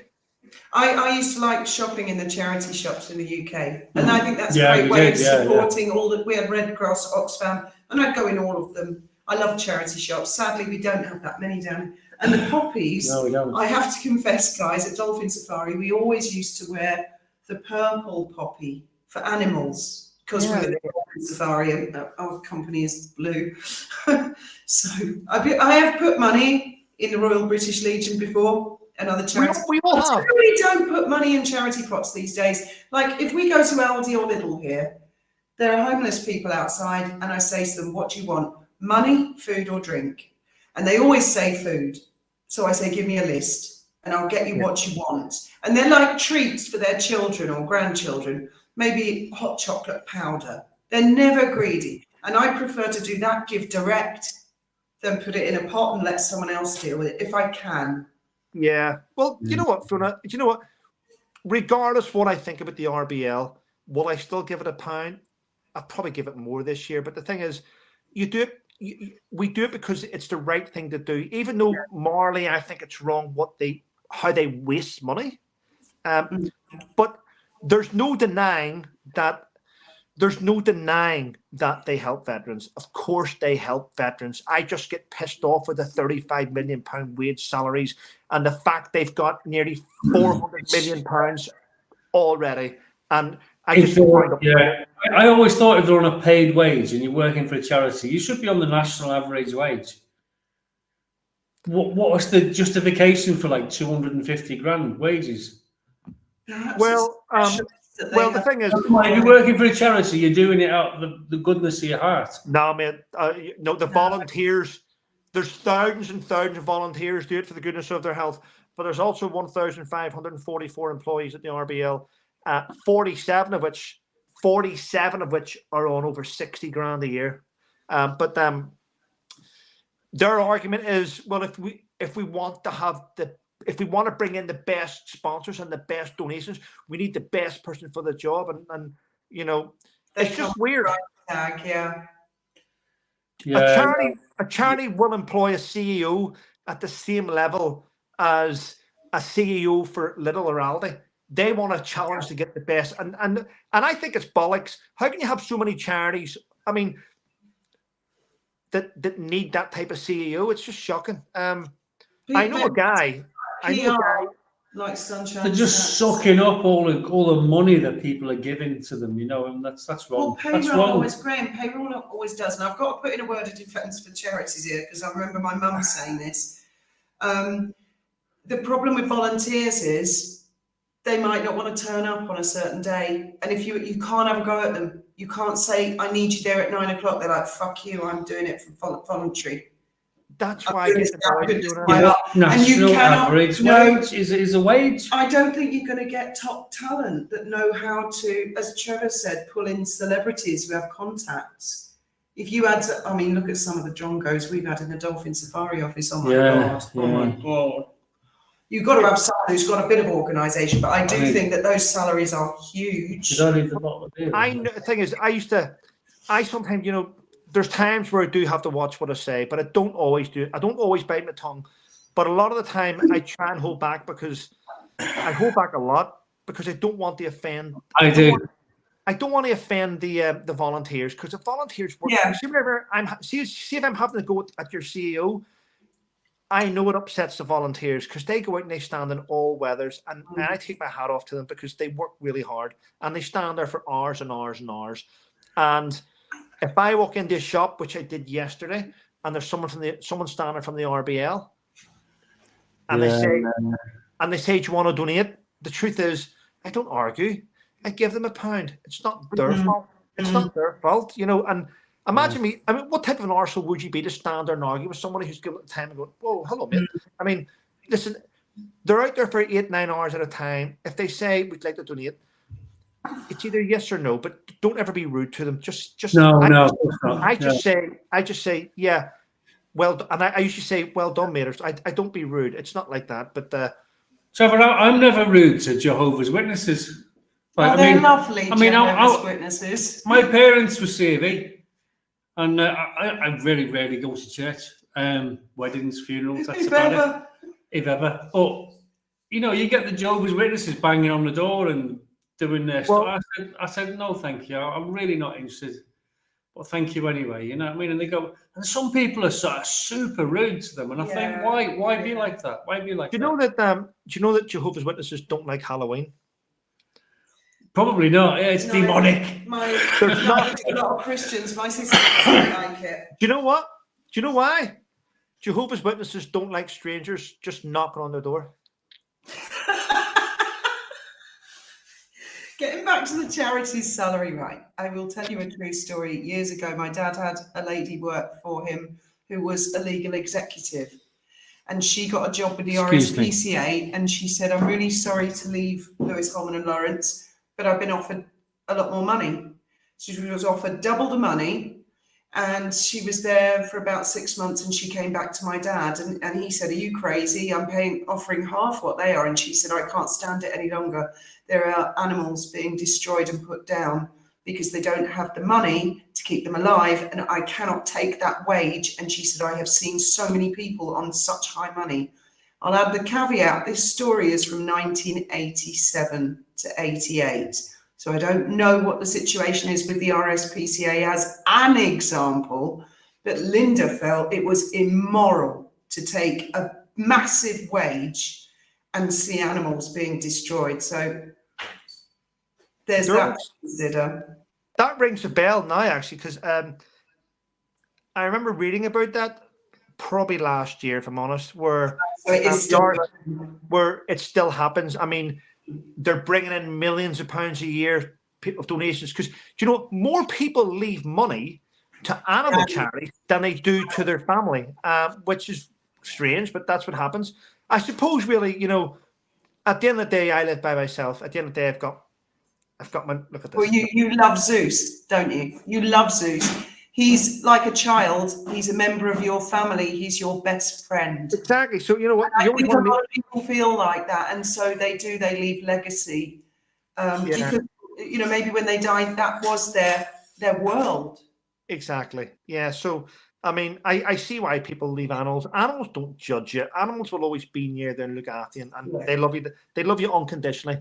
Whereas people get pissed off and hate you one day, but and next day they love you, don't they? But I nearly put someone in a timeout there by mistake. I was clicking on the comments. Sorry, guys.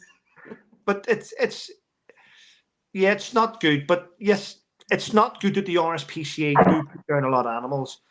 But bear in mind, I don't think that's their fault. I mean, like Christmas time, you'll see lots of families buying pets for Christmas, and then come January they'll be abandoned, and it's a massive stress onto the RSPCA to keep these animals housed. And then you've got breeders out there that are breeding things legally and illegally, and there's more, and it's big. I mean, today it's like, what type of dog would you like? Well, I don't like that dog, and I don't like that dog. But what I would love is maybe a bit of that dog and a bit of that dog, and they breed them for you. And all, you know, it's just I have to say, I'm going to say something that might upset Rhea Snakespeare because she adores snakes. You know, there's quite a few people in Gibraltar who buy pythons, and when they get too big, they let them go up the rock and they thrive. Monkeys are terrified of them. If you go up the rock, a lot of the taxi drivers have a rubber snake in the car because the monkeys, they think it's a snake. They shit themselves. Yeah. Barbary apes, they can attack you. They don't attack people generally. They but can. Teeth like that. You know, if you piss them off and or you try and like abduct one of their young, you're going to get bitten. Or they want your handbag. Yeah. They're like worse than scousers, I'm telling you. Yeah, but you produce a rubber snake. Yeah, from the dog shop, rubber snake. Yeah. The monkeys freak and they leg it because they're scared of the snakes up the rock. Yeah. I mean, there's some massive. Do you remember years ago? Do you remember the Teenage Mutant Ninja Turtles? Everyone, it was a big craze, wasn't it? The turtles. Teenage Mutant Ninja Turtles, TV show, cartoon Everybody had turtles. terrapins, didn't they? And they were selling these terrapins in the pet shops as turtles.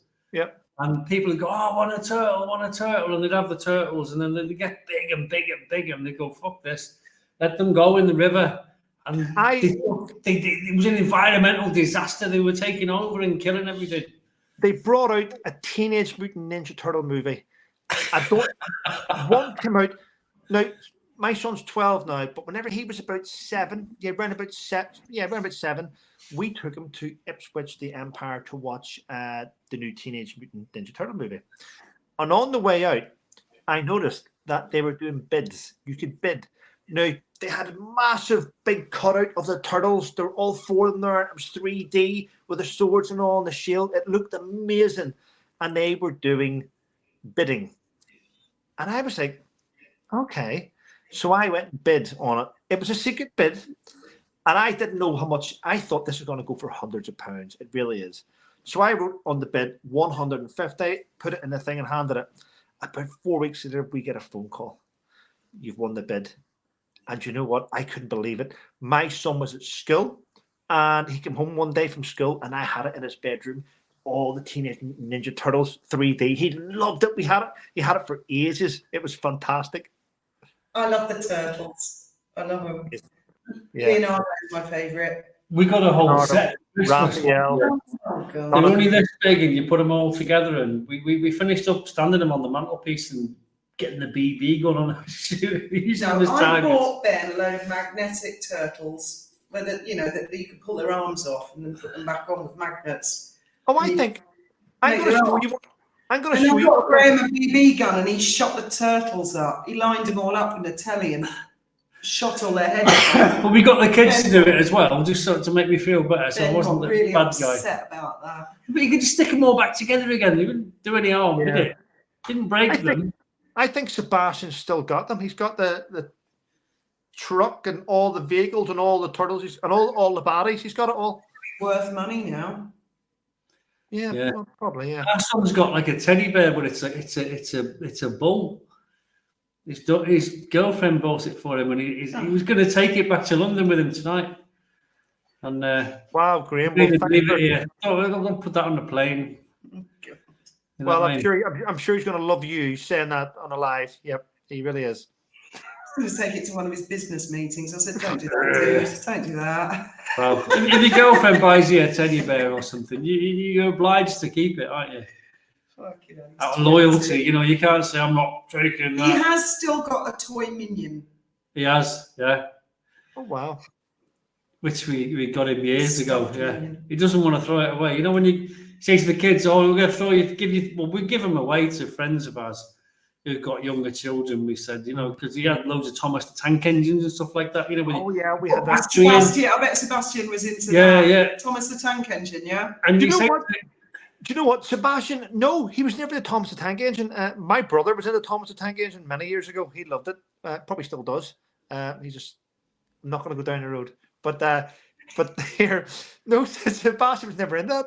He was into all different things. Sebastian, what did he watch as a kid? The thing is, Luba was very, very strict in an educational way.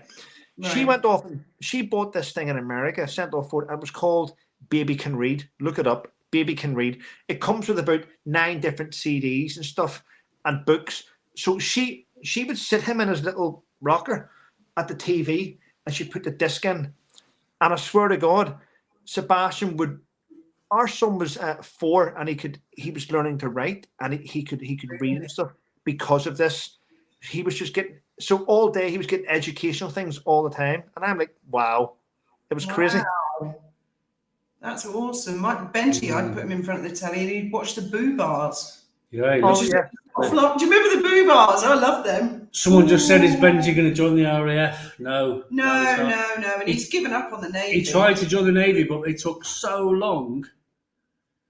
I was He just got rid of it. He just said, oh, bollocks. And he's working at Amex now in Brighton. I was in charge of messaging the Navy. Like I'd say, the Navy have sent you a message. What do you want me to say? And he'd tell me.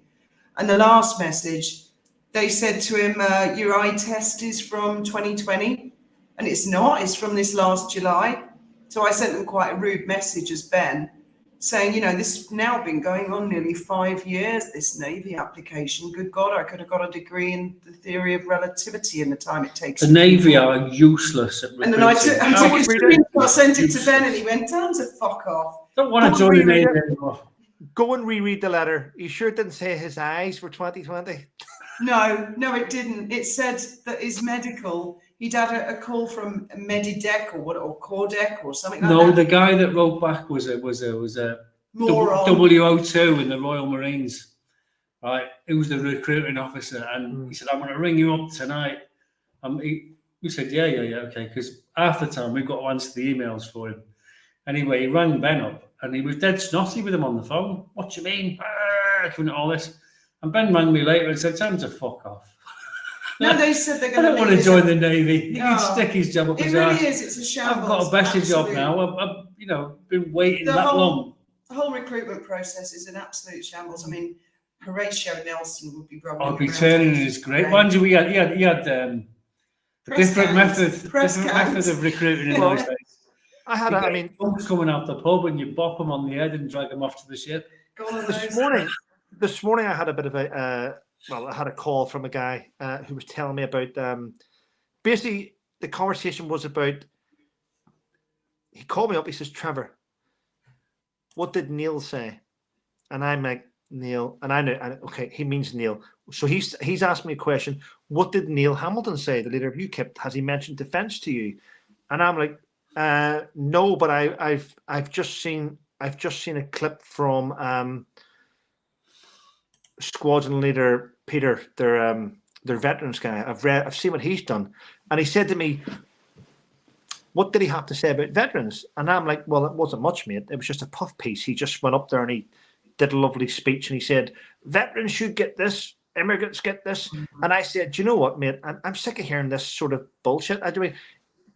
I said he added no value. I says what he should have said was, "We're 61 days before the end of the year, and we vowed to solve veterans' homelessness, and we haven't done it yet. We need to improve this." I said, so I didn't really hear much from him. And he went, okay.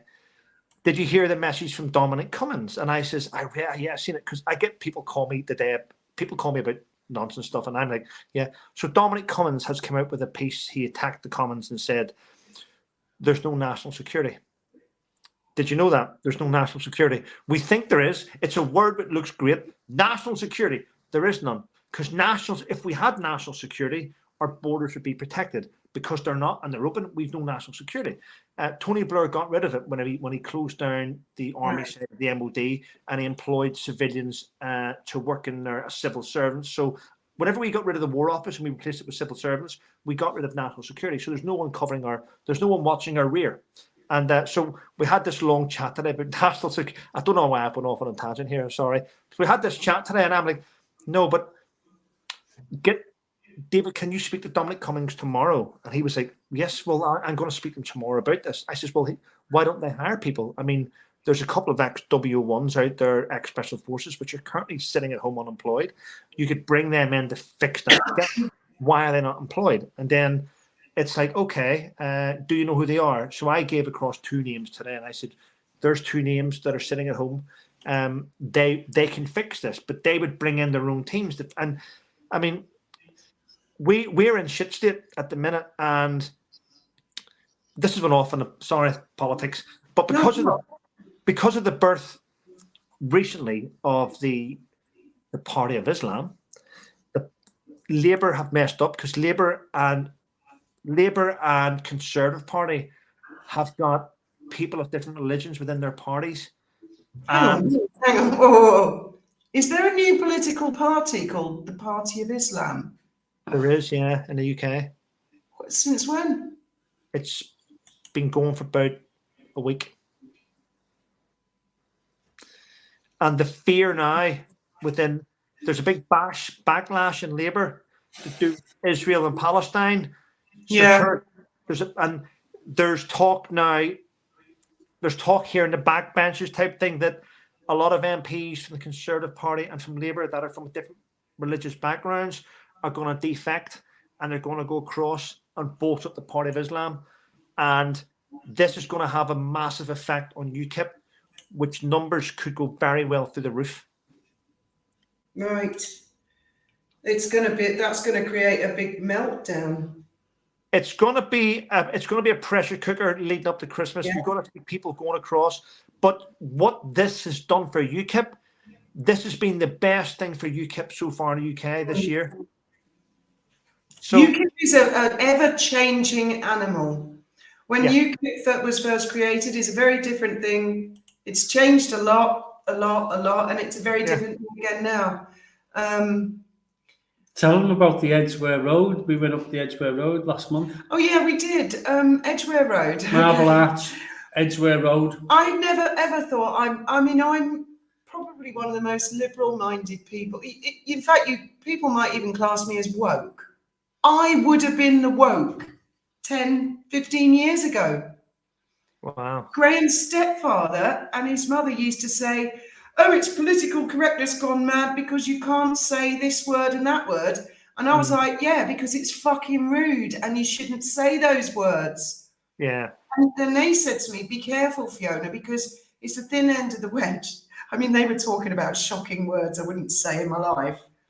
And they just couldn't see anything wrong with it because they were completely different generation. Different generation. So I was one of the wokies. They said, you can't say that, that's out of order. And somewhere along the line, I've turned into one of the bad guys. And I walked down the edge of the road with Graham and I was really uncomfortable. There were no women. I was the only woman. Yeah. There were lots of kebab shops with the, like the bong thing they smoke. All men, all the way down. And I actually said to Graham, what road are we on? And it was night. I want to get off this road now. Wow. And Graham kept saying, no, we'd need a few more turnings. And I said, no, I want the next left turning. I want to get off. Oh, he's back. Oh, he's back. I said, I want to get off this road right now. It's strange. And they were looking at me like, what are you doing on the street? You're a woman at night. Why are you showing your skin? I'm sorry if that sounds racist. I felt very uncomfortable. Well, it's not racist if that's how it makes you feel. It's a shame that a lot of places are like that today. But then again, I'm very fortunate that where I live, it's beautiful. I mean, don't get me wrong. Where I live, it's multicultural. It's certainly not edgelord. I've got no problem with Brighton is multicultural. massively No, multicultural. You're from Liverpool, massive. unless multicultural's got a problem with us. No, this was not multicultural. This was like, I might as well have been in Iran. Or Baghdad. There was no multiculture. There was the one culture, one culture. It was like, I just thought, whoa, am I in London? To be fair, Graham, I never seen a single woman in Baghdad. I've never been to Baghdad, but I'll take your word for it, mate. I tell you. I might have a Vino, actually. I've just got to answer this question because there's this lady we were talking. Oh, yeah. What is Louise Emerson. Sorry to sound ignorant, but what is a Scouser? Scouser is someone from Liverpool in England, okay? They're referred to as Scousers. It's something to do with Irish stew. Irish stew is a pan of scouse.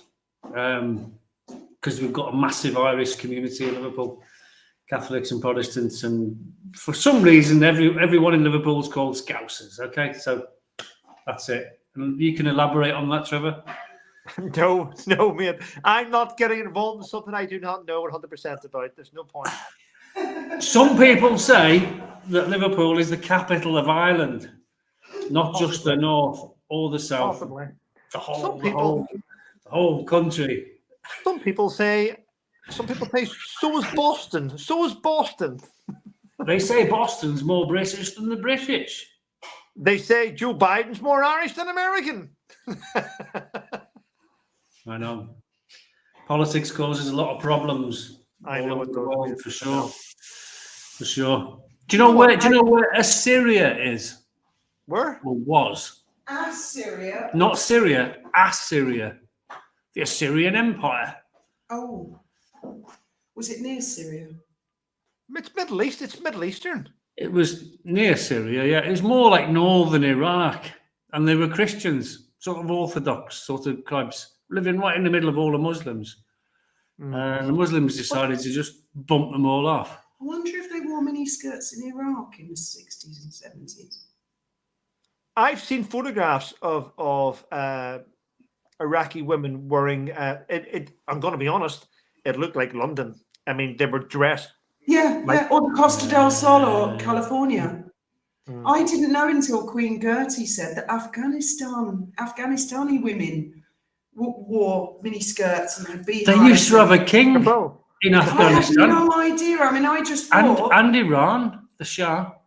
It all used to be like that. And it was like Western country, but like super great because it was such a nice place. Well, religions caused this, and the weird thing is, right? Water in this, by the way, guys. A lot of water. Religion is meant. I mean, that's why I mentioned this a while ago. Religion's the love of God. It's not love brings people together. Yeah. Religion divides countries. It divides people. Religion's. Every single war has been fought because of religion. Nothing else. It's more an idealism, isn't it? I mean, where religion forces women to cover up and wear a particular outfit. That's a little odd, I think. Religion is for people to conform, to stick by something. It's where you have to be. It's where governments are formed. It's like, these are the rules. These are the rules. It's like, there's nowhere else in the world would a woman be stoned to death for having an affair. For having an affair. Yeah. No. And men would get whipped. I mean, it works both ways. Well, they still have beheadings and crucifixions in certain countries. From what I'm told, I mean, I'm not an expert on the subject, but Iran had a monarchy until like the 1970s, wasn't it? And it was the oldest monarchy in the world. Seriously. 2,500-year-old But the king could not compete with the church.